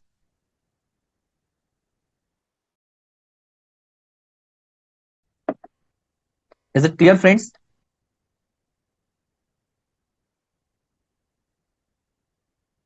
Abdul is asking, sir, other than these two conditions, like unexpected circumstances and unexpected condition imposed by the buyer, if the period is more than 1 year, will it be reclassified as not held for sale? You are right, Abdul. In that case, it will be reclassified as normal asset, as non-current asset. Okay. Usha is asking, sir, unexpected condition imposed by the third party means, for example, a binding agreement has been entered with the buyer, right? And government is saying that whomsoever is selling the factory, right? They have to sell the factory after cleaning the chimneys. Okay. So there is a government rule which came, right? So this is an unexpected condition imposed by the government. And now the buyer and seller has to obey to the government decision. So cleaning the chimneys will take around 8 months, 12 months, 13 months, 15 months, right? It will take more than a year to complete this sale transaction. Why? Because first they need to clean this pollution, clean these chimneys, right? So in this case, it will be still be classified as held for sale, right? Is that clear, Usha? Friend, we have discussed this part also, right? Now we have covered the first important this we have already covered this example number 8 to 10 we have already covered. So we have covered the first important part, which is criteria for held for sale, exception for held for sale. Now we are moving to the abandoned asset concept and the accounting concept. So before that, friends, now it's 8:36. Let's have a 9 minutes break and we will start at 8:45, right? In between, if you have any question, please post your question on the query link. I will answer after the break. Let's have a break till 8:45.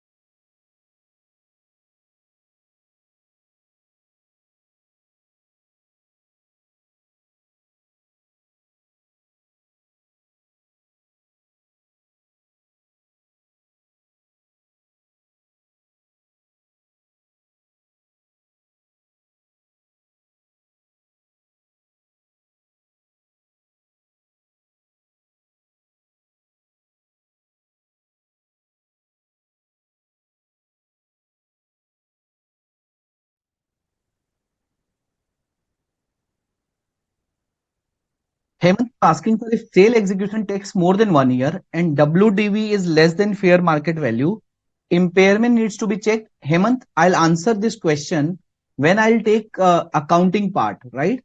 Because this question will automatically answered when I'll cover the accounting part. As of now, I have only covered that when a non-current asset will become non-current asset held for sale.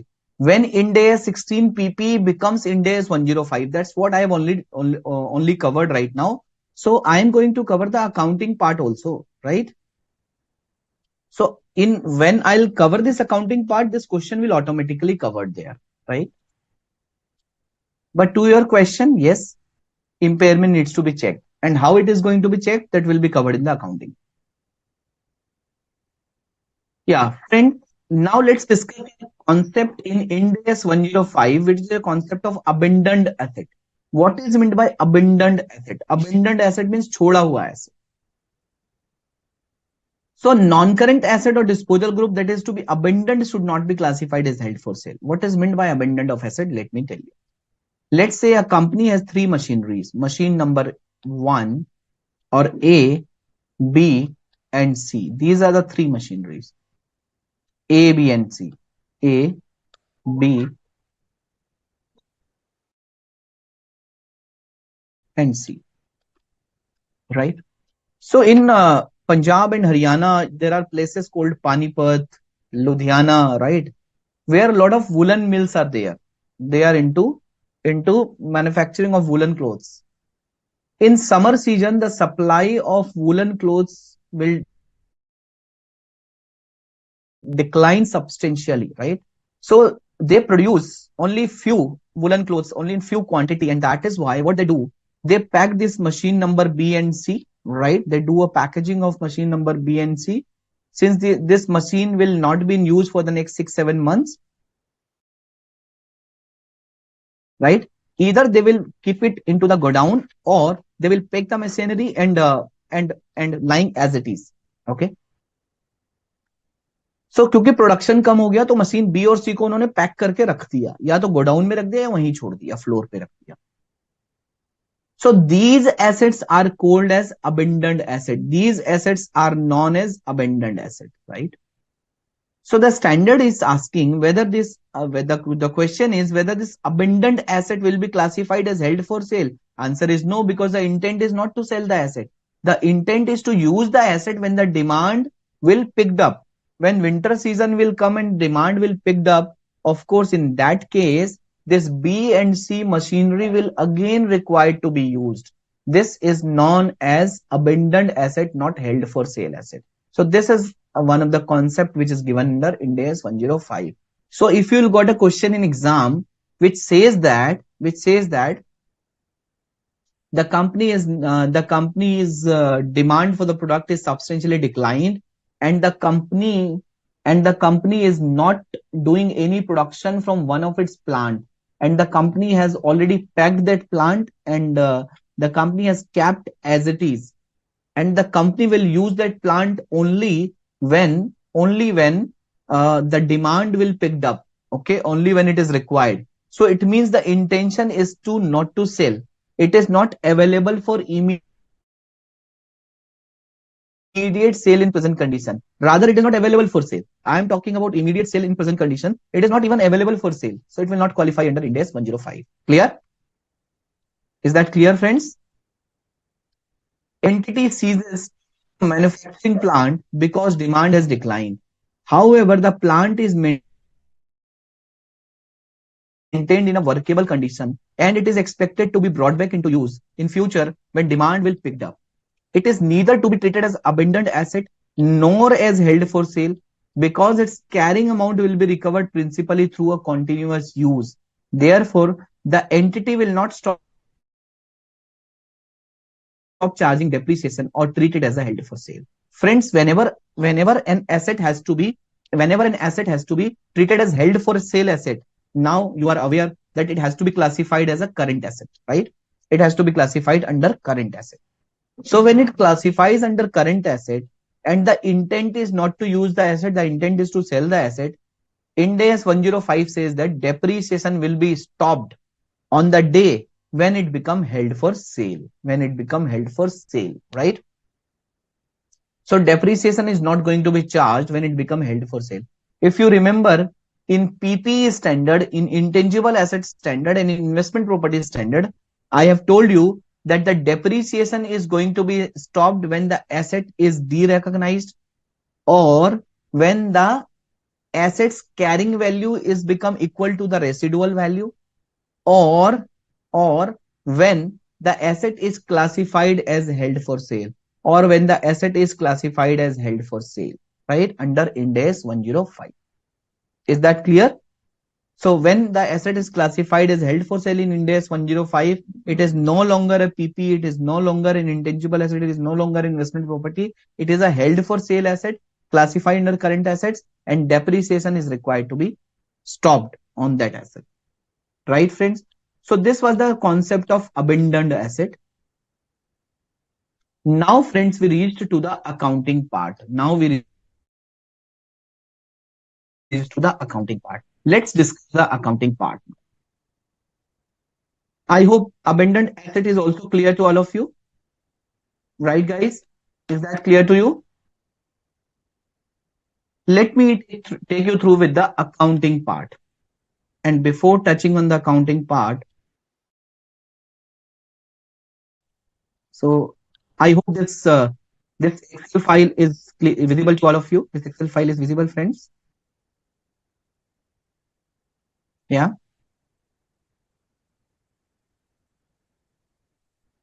So few concepts we have discussed.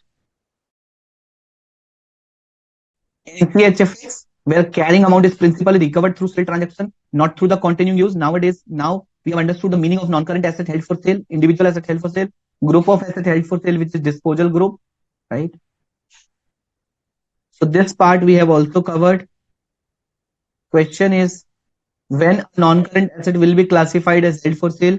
A non-current asset will be classified as held for sale when two conditions will meet. ISPC HP. What is meant by ISPC? Immediate sale in present condition, and sale is highly probable, right?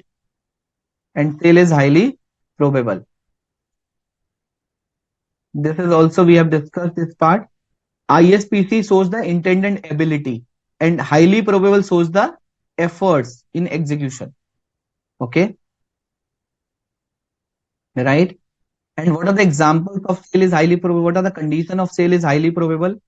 The condition of sale is highly probable is committed to a plan to sell, a buyer is initiated, reasonable price quoted, likely to complete the sale within 1 year, unlikely that the plan of sale will change in future, right?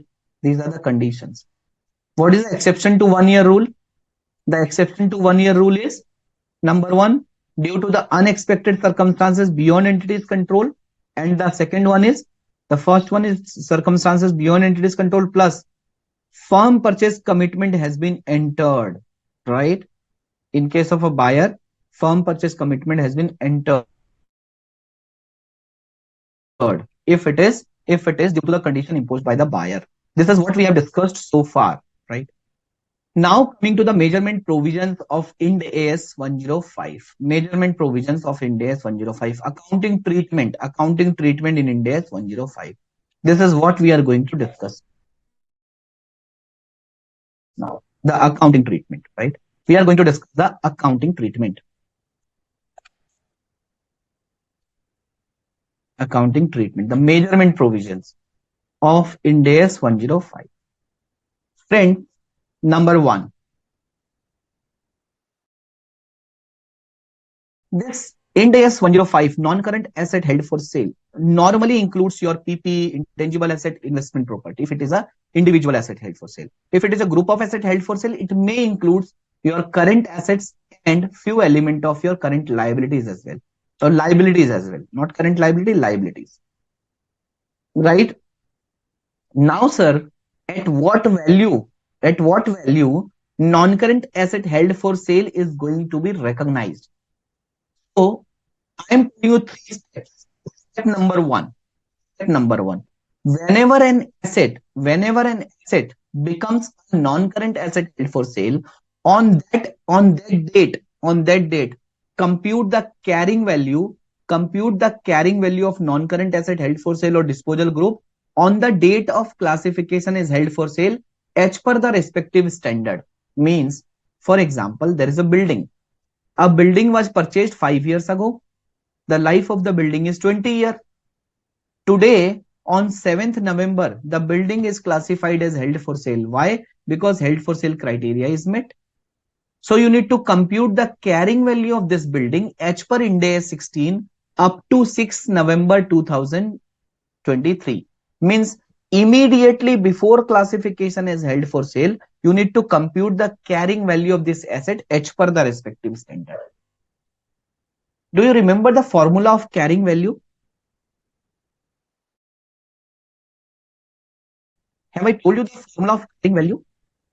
What is the step one? Compute the carrying value of the NCHFS oblique disposal group, right? Oblique disposal group. Compute the carrying value of the NCHFS or disposal group as per the respective standard, as per the respective standards before, immediately before classification as held for sale. Immediately before classification as held for sale, right? And when I'm saying that compute the carrying value of the NCHFS as per the respective standards means, like if it is PP Ind AS 16, if it is intangible asset Ind AS 38, if it is investment property Ind AS 40. Step number two. Compute the fair value less cost to sell. Compute the fair value less cost to sell for the of the NCHFS oblique disposal group, oblique disposal group, oblique disposal group on the date of classification as held for sale. On the date of classification as held for sale, right? Step number three. Recognize NCHFS, recognize NCHFS oblique disposal group at the lower of what? Lower of step number 1 and step number 2. Means lower of carrying value and fair value less cost to sell. These are the 3 steps to measure non-current asset held for sale. Right? Now I'll explain this concept with the help of an example so that you guys are clear on this. But I have asked what is the formula of carrying value? Please tell me what is the formula of carrying value? Please tell me. What is the formula of carrying value? Can you please tell me what is the formula of carrying value? Carrying value means cost minus accumulated depreciation minus accumulated impairment losses. Cost minus accumulated depreciation minus accumulated impairment losses. Right? Right? This is what we have learned in India 16, 38, 40, 36. Right? Friends, let's understand this accounting part with the help of this example. A Limited purchased the building on 1st April 2019 for 20 lakhs. The useful life of the building is 10 years. Assume no residual value. The building has been classified as held for sale on 1st July 2020. It means 1st April 19 to 30th June 2020. How many years? 1 year and 3 months. Right? You are required to show the necessary entries for this effect. The fair value less cost to sell on 1st July 2020 is rupees 16 lakhs. What is my step number 1? My step number 1 is compute the carrying value immediately before classification is held for sale. Right. So my building value is 20 lakhs. My useful life is 10 years. What is my per annum depreciation? What is my per annum depreciation? It is 2 lakh. 20 divided by 10. It is 2 lakh. My per annum depreciation is 2 lakhs, right? It is 2 lakh. per annum depreciation. Per annum depreciation. It is 2 lakh. Okay.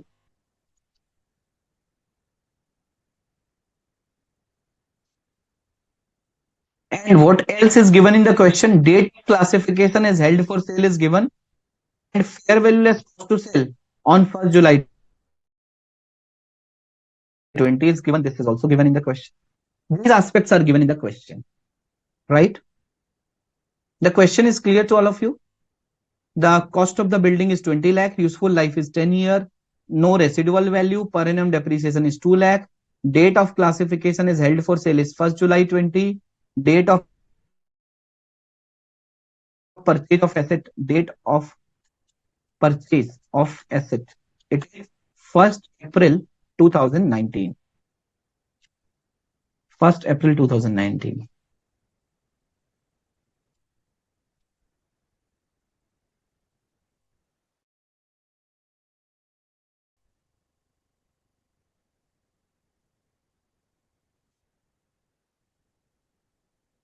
Right? So this is what which is given in the question. Now let's go step by step. Step number 1. What is my step number 1? My step number 1 is compute the carrying value of building as on 30th June 2020 as per Ind AS. Step number 1 is to compute the carrying value of the non-current asset held for sale as per the respective standard. Here it is a building. Respective standard is Ind AS 16. Calculate the carrying value of the building as on 30th June 2020 as per Ind AS 16. What is the formula of carrying value? Formula of carrying value is equal to cost minus accumulated depreciation minus accumulated impairment losses. This is the formula. What is my cost? My cost is, what is my cost? My cost is 20 lakhs, right? My cost is 20 lakhs. What is my depreciation? What is my accumulated depreciation? So depreciation for 2019-20. How much? 2 lakhs. 20 divided by 10. 20 divided by 10. 2 lakhs, right?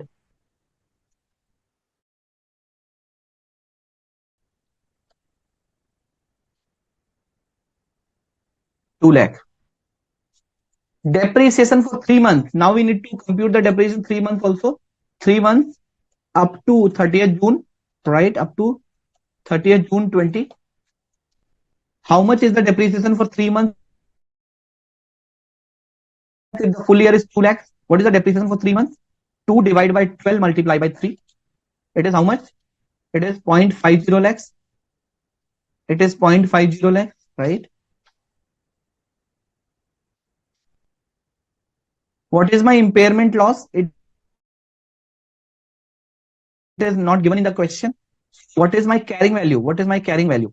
My carrying value on the date of classification is held for sale. My carrying value is how much? My carrying value is 17.5 lakh. My carrying value is 17.5 lakh, right? It is 17.5. What is my step number 2? My step number 2 is calculate. My step number 2 is compute the fair value less cost to sell. Calculate the fair value less cost to sell on 1st July 2020. What is my fair value less cost to sell? It is given in the question. My fair value less cost to sell on 1st July 2020 is 16 lakh. My carrying value is 17.5 lakh. My fair value less cost to sell is 16 lakh. What is my lower? Whether my fair value is lower, my carrying value is lower. Step number 3. Step number 3.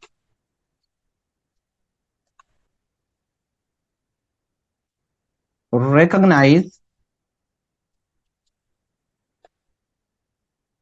recognize NCA HFS at lower of step 1, lower of step 1 and step 2. Means recognize NCA HFS at lower of. So tell me here, carrying value is how much? It is 17.50 lakhs. It is 17.50 lakhs.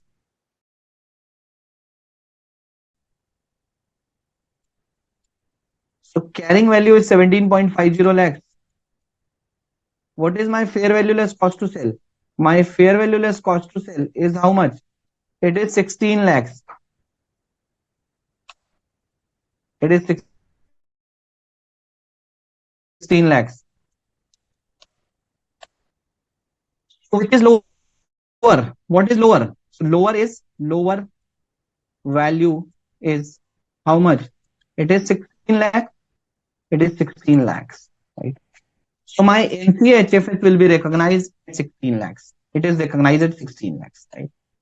What is the accounting entry? What is the accounting entries?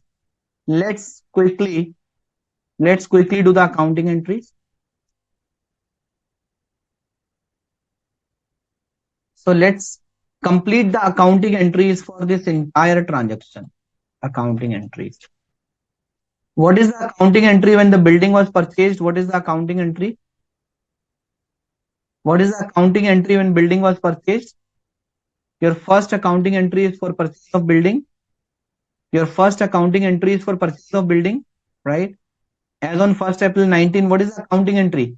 Building PP account debit, bank account, 20 lakh rupees. Building PP account debit, bank account, right? Purchase of building. Building PP account debit to bank account, 20 lakh rupees as per Ind AS 16. This is my first entry for purchase of building. What is my second entry for charging depreciation for FY 1920?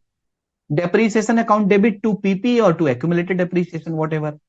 What is my third entry for depreciation, charging depreciation June 2020? Depreciation account debit to PP or accumulated depreciation 50,000 rupees, right? So these are the accounting entries as per Ind AS 16. Simple. Now, sir, as on 1st July, now it become held for sale. Now, as on 1st July, what is the accounting entry? On 1st July, what is the accounting entry? Classification of PP to NCHFS on 1st July 2020. What is the accounting entry? The accounting entry is NCHFS, non-current asset held for sale, building. Building account debit, non-current asset held for sale, building account debit. By which value? By which value? Lower. NCHF has to be recognized at lower of what? Carrying value and fair value less cost to sale. What is my carrying value? 17.5. What is my fair value less cost to sell? 16 lakh. What is the lower value? What is the lower value? It is 16 lakhs. Lower value is 16 lakhs, right? 16 lakhs. 2. I have debited Ind AS 105 NCHFS. I have debited NCHFS as per Ind AS 105. What I'll credit? I'll credit building PP. I'll credit PP, right, to PP building.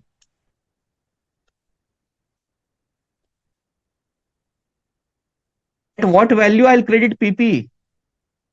At what value I'll credit PP? Tell me. At what value I'll credit PP? Guys, PP को मैं किस value से credit करूंगा? PP की value क्या है?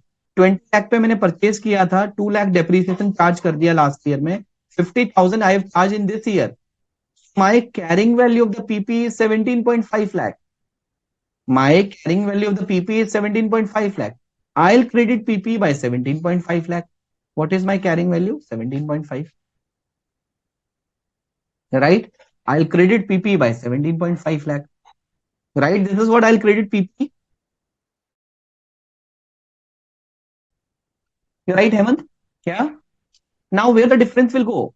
I am crediting my asset by 17.5, recognizing new asset by 16. The difference will go impairment loss. impairment loss on reclassification.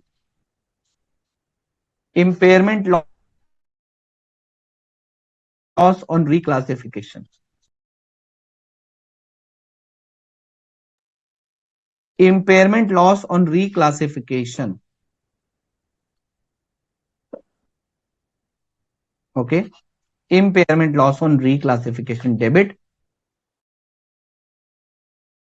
by how much amount? 17.5 minus 16. Okay. 17.5 minus 16. This is how you will recognize your non-current asset held for sale. This is how you will recognize your non-current asset held for sale. Friends, if you have any question, please do let me know. If you have any question relating to this particular case study, please do let me know.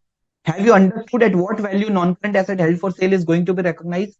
Hence, it is important to understand whether this asset will be shifted from non-current asset to non-current asset held for sale or not. Why? Because the accounting treatment is going to be changed. It is no more a cost model. It has to be recognized at lower of your carrying value and fair value less cost to sell.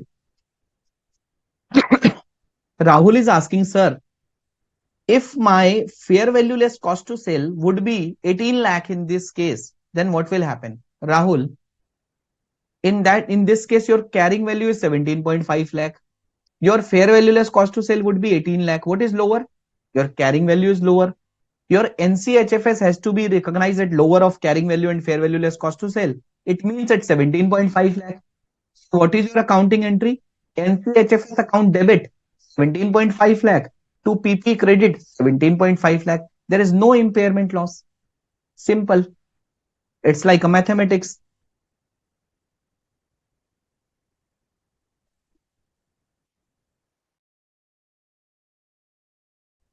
Clear?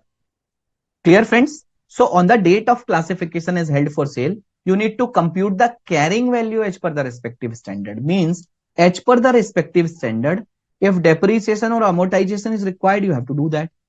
As per the respective standard, if impairment loss is required, you have to do that also. You have to do that also, right? And then you need to compute your carrying value. Then you need to compute your carrying value. I hope it is clear to all of you. Yeah.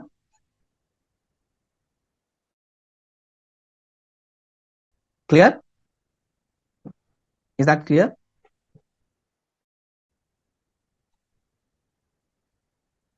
Sir, let's say in our PPE example,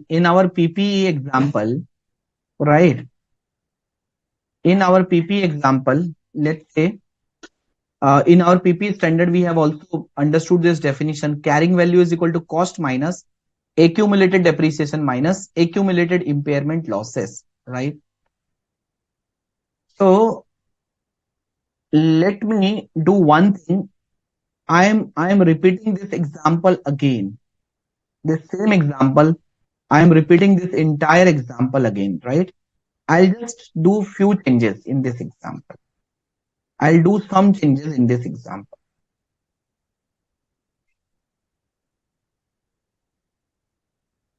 This earlier was example number 1. Let me write an example number 1 and let me write this example number 2. Example 1 and the next one let me write as an example number 2. Example number 2.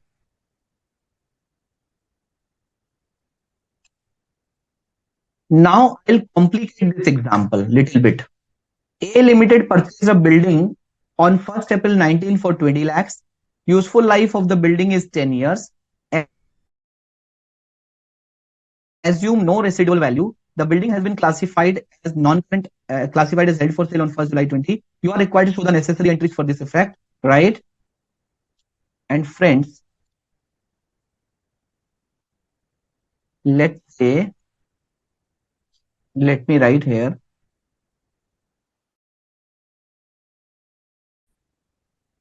Yeah. So let me write here. The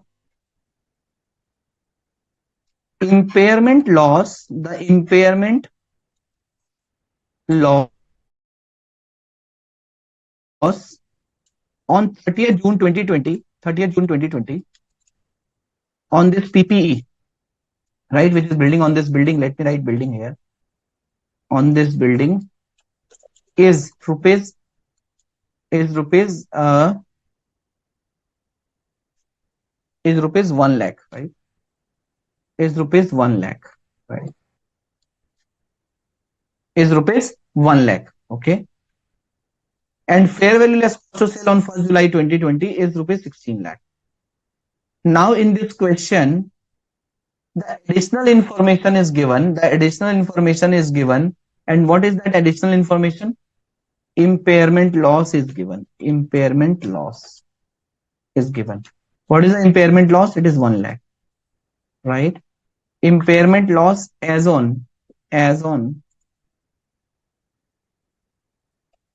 June 2020 is given, right? This information I have added in the last question. Otherwise, the question is same. Now, same way, step number 1, we will calculate the carrying value of the building as on 30th June as per Ind AS 16. We have already given the cost, computed the depreciation. Now, we'll also deduct the impairment loss here. Impairment loss. What was the impairment loss? It is 1 lakh. Impairment loss is 1 lakh. What is my carrying value in this case?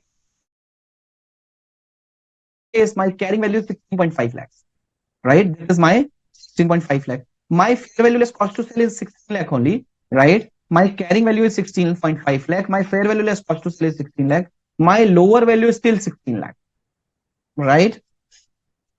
What is the accounting entry here? Purchase of building, same accounting entry. Charging depreciation, same accounting entry. Charging depreciation, same accounting entry. There will be an additional accounting entry. What is the additional accounting entry? The additional accounting entry belongs to impairment loss, right? Charging impairment loss. Charging impairment loss as at 30th June 2020.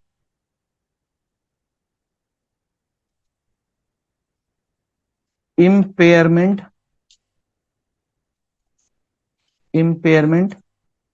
loss account debit to PP or accumulated depreciation, right? This is the accounting entry. This is the accounting entry which is required. Simple. Any problem in this accounting entry? Simple accounting entry. Now we have well understood about the concept of depreciation, impairment, and what is the fifth accounting entry? Classification of PP to NCHFS. The accounting entry will remain same. NCHFS will be debited at 16 lakh. PP building will be credited at 16.5 lakh. In this case, impairment loss on reclassification is 0.5 lakh. Simple, right? I hope this example number 2 is clear to everyone. You can see that while computing carrying value, I have also deducted impairment loss, right?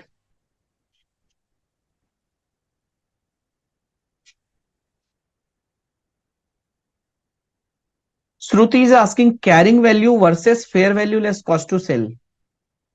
While comparing LHS is equal to RHS, why not carrying value versus fair value is done? Then the cost to sell is deducted from lower of carrying value and fair.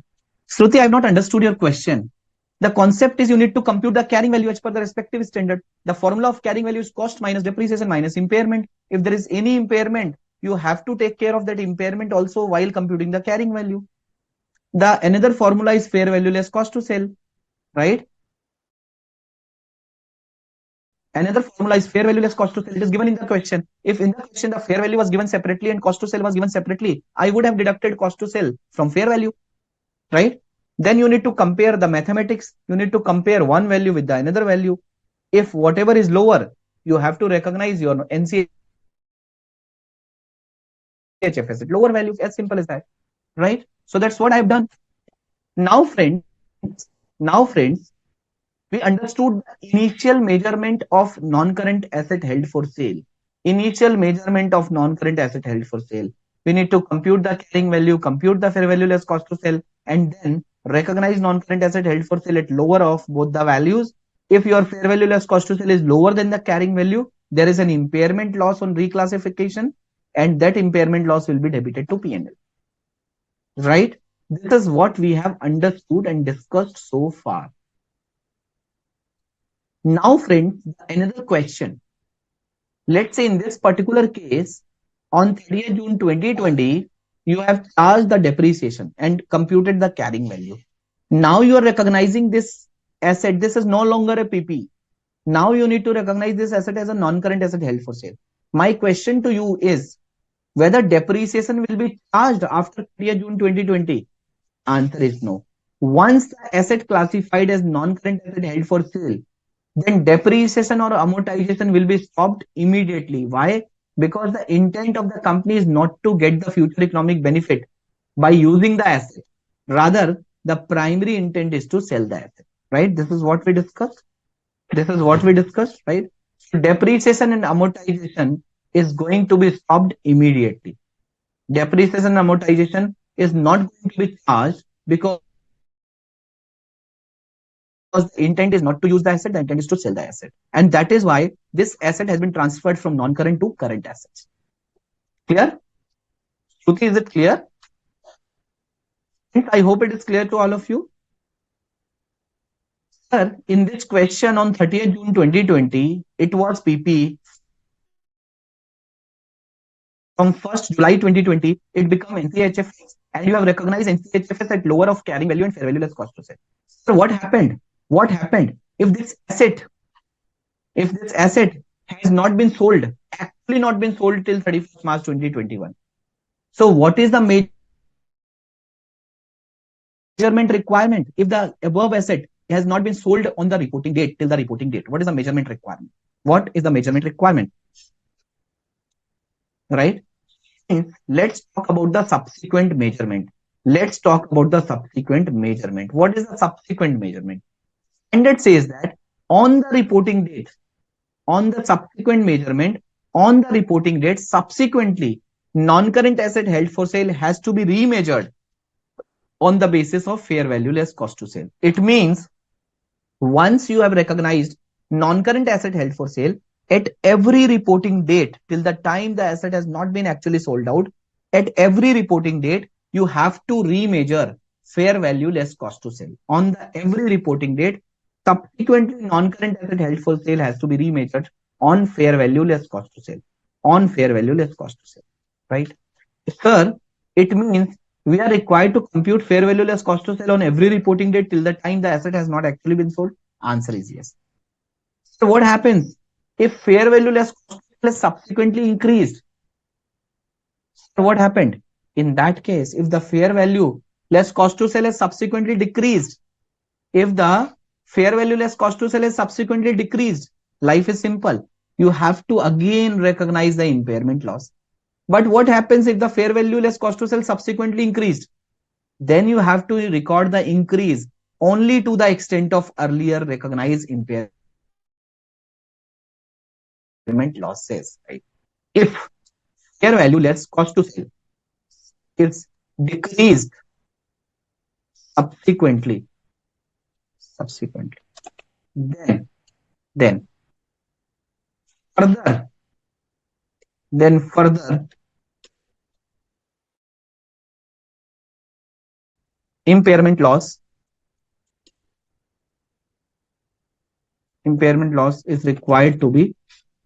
then further impairment loss is required to be recognized. If fair value less cost to sell is decreased subsequently,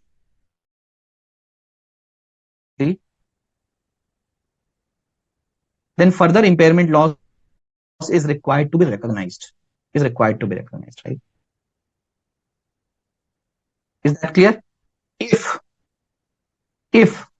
fair value less cost has subsequently increased, then the increase will be recorded only to the extent of earlier recognized impairment losses under Ind AS 105 and Ind AS 16, 38, 48.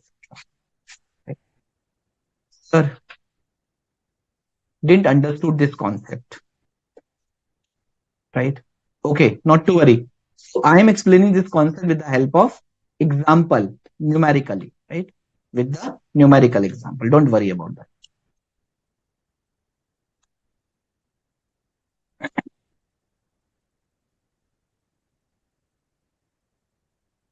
So friends, let's understand the subsequent measurement concept, right? Let's understand this concept of subsequent measurement in continuation to example number 2, right? In continuation to example number 2. In continuation to above example number 2. Example number 2. In continuation to above example number 2, what will be the accounting? What will be the accounting impact in the following scenario? In the following scenario. In continuation to above example number 2, in this example number 2, we have discussed that our carrying value was 16.5 lakh because 2.5 lakh was the depreciation, 1 lakh was the impairment, carrying value was 16.5 lakh, fair value less cost to sell was 16 lakh. One impairment was recognized under Ind AS 16, another impairment was recognized under Ind AS 105, which is 0.5 lakh, right? Is that clear? Is that clear? Now I am giving you three scenarios, and then we will discuss one by one. We'll discuss one by one that what is the accounting in this case, right? What is the accounting in this case? Scenario number 1, case 1. Case 1. Fair value less cost to sell. Fair value less cost to sell as on 31st March 21 is rupees how much? 15 lakhs is rupees 15 lakhs. Case number 2. Fair value less cost to sell as on 31st March 2021 is rupees how much? 18 lakhs. Is rupees 18 lakhs. Right? Clear? Case 3. Fair value less cost to sell as on 31st March 2021 is how much? 17 lakhs. These are the three scenarios, and we need to talk about the subsequent measurement. Scenario number 1. If the fair value less cost to sell subsequently becomes 15 lakh, what was my carrying value of NCHFS? At what value I have recognized my NCHFS? I have recognized my NCHFS at 16 lakh, right? NCHFS account debit 16 lakh, right? I have recognized my NCHFS at 16 lakh. From 16 lakh, it becomes, so let me write here only. The NCHFS initially recognized at rupees 16 lakhs. Friends, the value of the NCHFS is 16 lakh initial measurement. But now, subsequently, it becomes 15 lakh. What to do? What to do? What is the accounting entry? Impairment loss on subsequent measurement account debit to NCHFS building. Impairment loss on subsequent measurement account debit to NCHFS building. What is at what value? 16 minus 15, 1 lakh. 1 lakh will be debit, and at the same value, this will be credited. You need to recognize an impairment loss. As simple as that. You need to recognize an impairment loss on the subsequent measurement. Very simple. Very simple. You need to recognize an impairment loss. Yeah. Case number 2. Any doubt in this? If the value has declined, you have recognized an impairment loss. Fair value less cost to sell. And this is what I have written here. Na?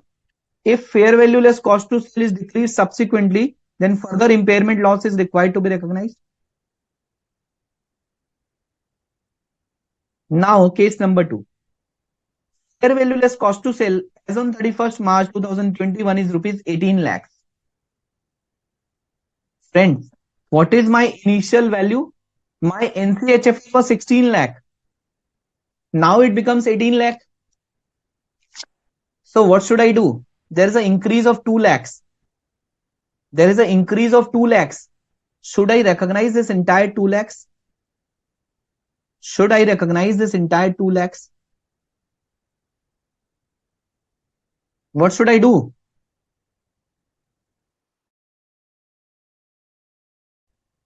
What should I do?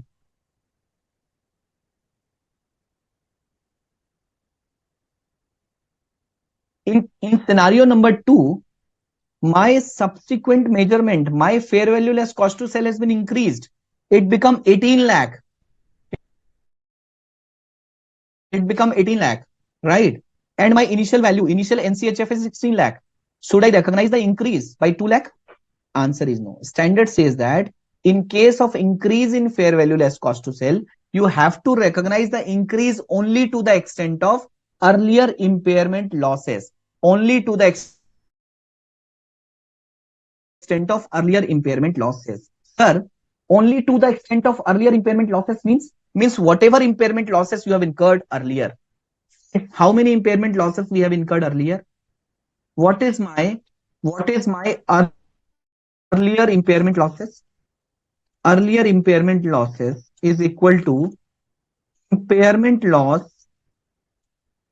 under Ind AS 16 plus impairment loss under Ind AS 105. Impairment loss under Ind AS 105, right? What is my accounting entry in this case? And in this case, what is my total earlier impairment losses? My impairment loss under Ind AS 16 was, you remember? You remember what was my impairment loss under Ind AS 16? It was how much? It was 1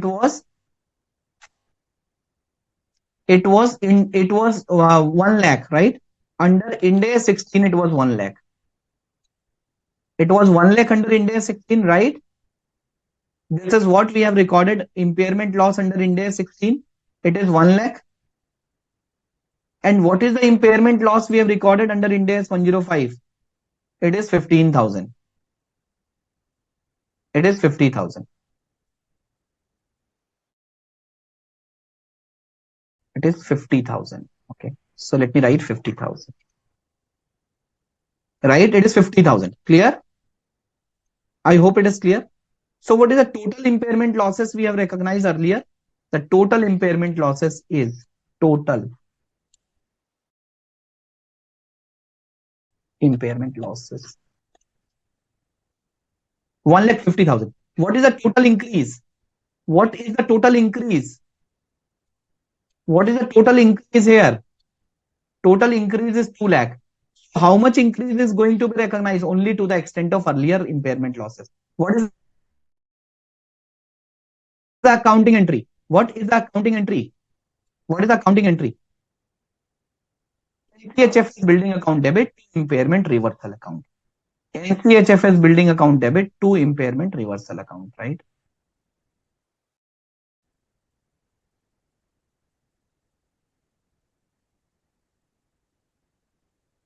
NCHF is building account debit to impairment reversal. By how much? 1,50,000, right? 1,50,000. Is that clear? What is my carrying value of PP? What is my carrying value of NCHFS now? From 16, it becomes 17.5. It becomes 17.5. Viraj is saying, sir, in November 23 paper question 1, paper 1 question number 3B, 8 marks from Ind AS 105. You're right, Viraj. 8 marks question was asked in this paper. Sir, this question is containing wording disposal group held for sale, right? Yes, like individual asset held for sale, disposal group can also be held for sale. I told you, na, individual asset, group of asset, fair value. So disposal group held for sale is also required to be recognized at fair value less cost to sale. Guys, I hope you have well understood this scenario. Whenever the fair value less cost to sell is increasing, you have to recognize the increase only to the extent of earlier decrease, right? Case number 3. What is my case number 3? Fair value less cost to sell as on 31st March 21 is rupees 70 lakh. Again, your initial value is 16 lakh. It is now 17 lakh, right? So I need to increase only to the extent of previous decrease. Earlier impairment losses is equal to impairment loss under the previous standard plus impairment loss under Ind AS 105. But what is my total decrease? What is my total increase? My total increase in this case is only 1 lakh. 1 lakh. So my total increase is 1 lakh. So I'll increase only to the extent of 1 lakh. My total decrease is 1,50,000, but my increase is only 1 lakh. So I'll increase only to the extent of 1 lakh. What is the accounting entry? NCHF building account debit to impairment reversal P&L 1 lakh. Clear? So you cannot reverse 1.5 lakh because the actual increase is 1 lakh only. I hope all these situations are clear to all of you guys. I hope all these situations are clear to all of you. Is that clear?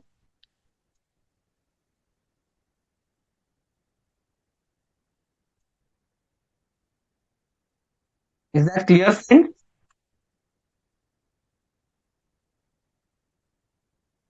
If there is a subsequent decrease, you need to recognize impairment loss. If there is a further increase, that further increase will be recognized only to the extent of previous decreases. Previous decreases means previous impairment losses. Previous impairment losses means impairment loss at the time of reclassification to Ind AS 105 plus impairment loss under previous standard. Under previous standard means Ind AS 16. Under Ind AS 16.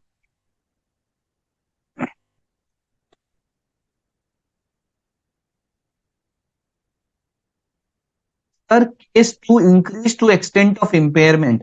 Why we are doing like this? जैसे Ind AS 16 में करते थे कि recognize किया to extend to 1.5 previous wala and 50,000 recognized this time. So Shruti, you are mixing the concept of Ind AS 16 with Ind AS 105. In Ind AS 16, the concept of revaluation model was separate. When you are opting for cost model, when you are opting for cost model, in case there is a impairment, you are recognizing the impairment. Cost model में अगर impairment आता था तो आप impairment loss recognise करते थे, but अगर impairment gain मतलब अगर वैल्यू बढ़ गई एसेट की तो आप रिकॉग्नाइज नहीं करते थे क्योंकि कॉस्ट मॉडल था. कॉस्ट मॉडल में आपने इंपेयरमेंट लॉस रिकॉग्नाइज किया, subsequently there are favourable indicator and the value has been increased, so whatever impairment loss you have recognized, you can reverse to that extent only, right? You can reverse to that extent. That is what you are doing. But if you have opted for revaluation model, it means you are revaluing, you are doing your fair valuation of the asset every time, right? So that was a separate concept. Here, in case of a non-current asset held for sale, the concept is not revaluation model. The concept is you have to remeasure your non-current asset held for sale at fair value less cost to sell at the every reporting date. Subject to, if your fair value less cost to sell is declining, you have to recognize the decline. But if your fair value less cost to sell is increasing, in that case, you have to record the increase only to the extent of previous decrease. This is what the guidance is given in Ind AS 105. Right? Right? Is that clear? Is that clear? Is that clear, Shruti? I have explained the subsequent measurement with different scenarios so that you guys are very much clear about this. Right? Now let's quickly discuss the concept of this fair value less cost and the concept of cost to sell. Standard says that, for example, today you are determining your cost to sell. So today, on the date of classification as held for sale, you are computing your carrying value. You are computing the fair value. You are estimating your cost to sell, right? So friends, tell me, fair value is the market value as of today.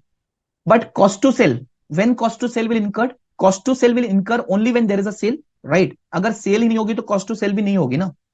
अगर आप cell नहीं करोगे तो stamp duty भी नहीं लगेगी. Is that clear? So what happen if the sale is expected to complete beyond 1 year? Standard says that if today you are expecting that your sale will be completed beyond 1 year, if today you are expecting that due to some buyer condition, you have entered into a contract today itself, but buyer is saying that please do all this task, and you are aware that it will take 2 years. So when the sale is expected to complete beyond 1 year, then cost to sell needs to be discounted at present value.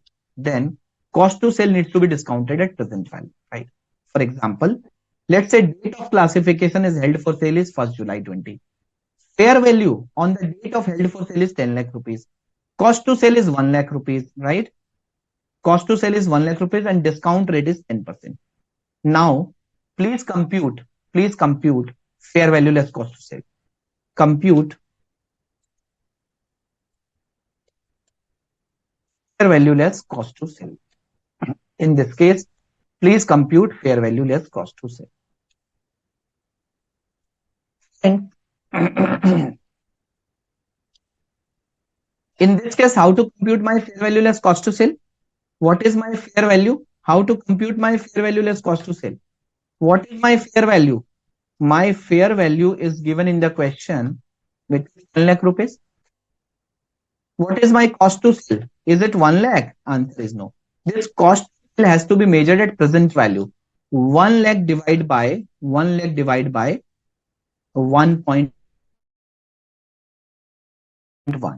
90,909.09. 90,909. You can see the expected cost to sell is 90,909. What is my fair value less cost to sell? It will come out at 9,09,091. This will be my fair value less cost to sell. This will be my fair value less cost to sell, right? Any question on this? Any question on the fair value less cost to sell? If you are expecting that your sale may go beyond 1 year due to those two conditions, if you are expecting, then you have to measure your cost to sell on the present value, right? The fair value is as on date value, and you are expecting to incur, let's say, 1 lakh rupees as a cost to sell, so it has to be discounted to the present value while estimating your fair value less cost to sell. While estimating your fair value less cost to sell.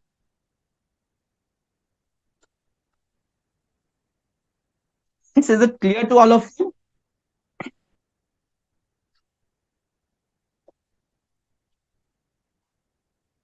Is it clear to all of you?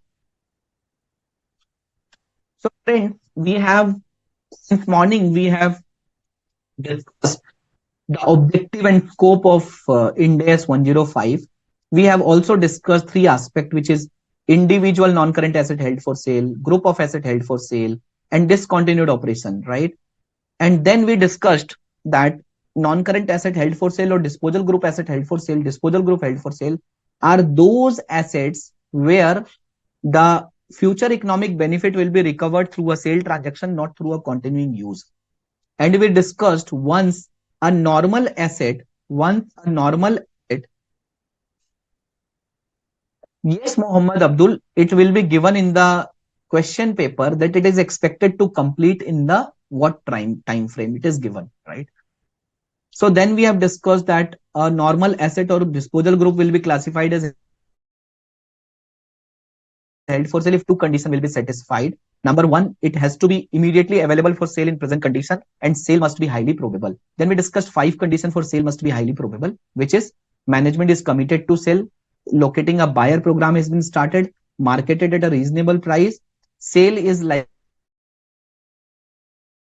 to complete within 1 year. Only two exceptions are there. One is unexpected circumstances. Second one is unexpected condition imposed by the buyer. And the last one is it is unlikely that the sale plan will change, right?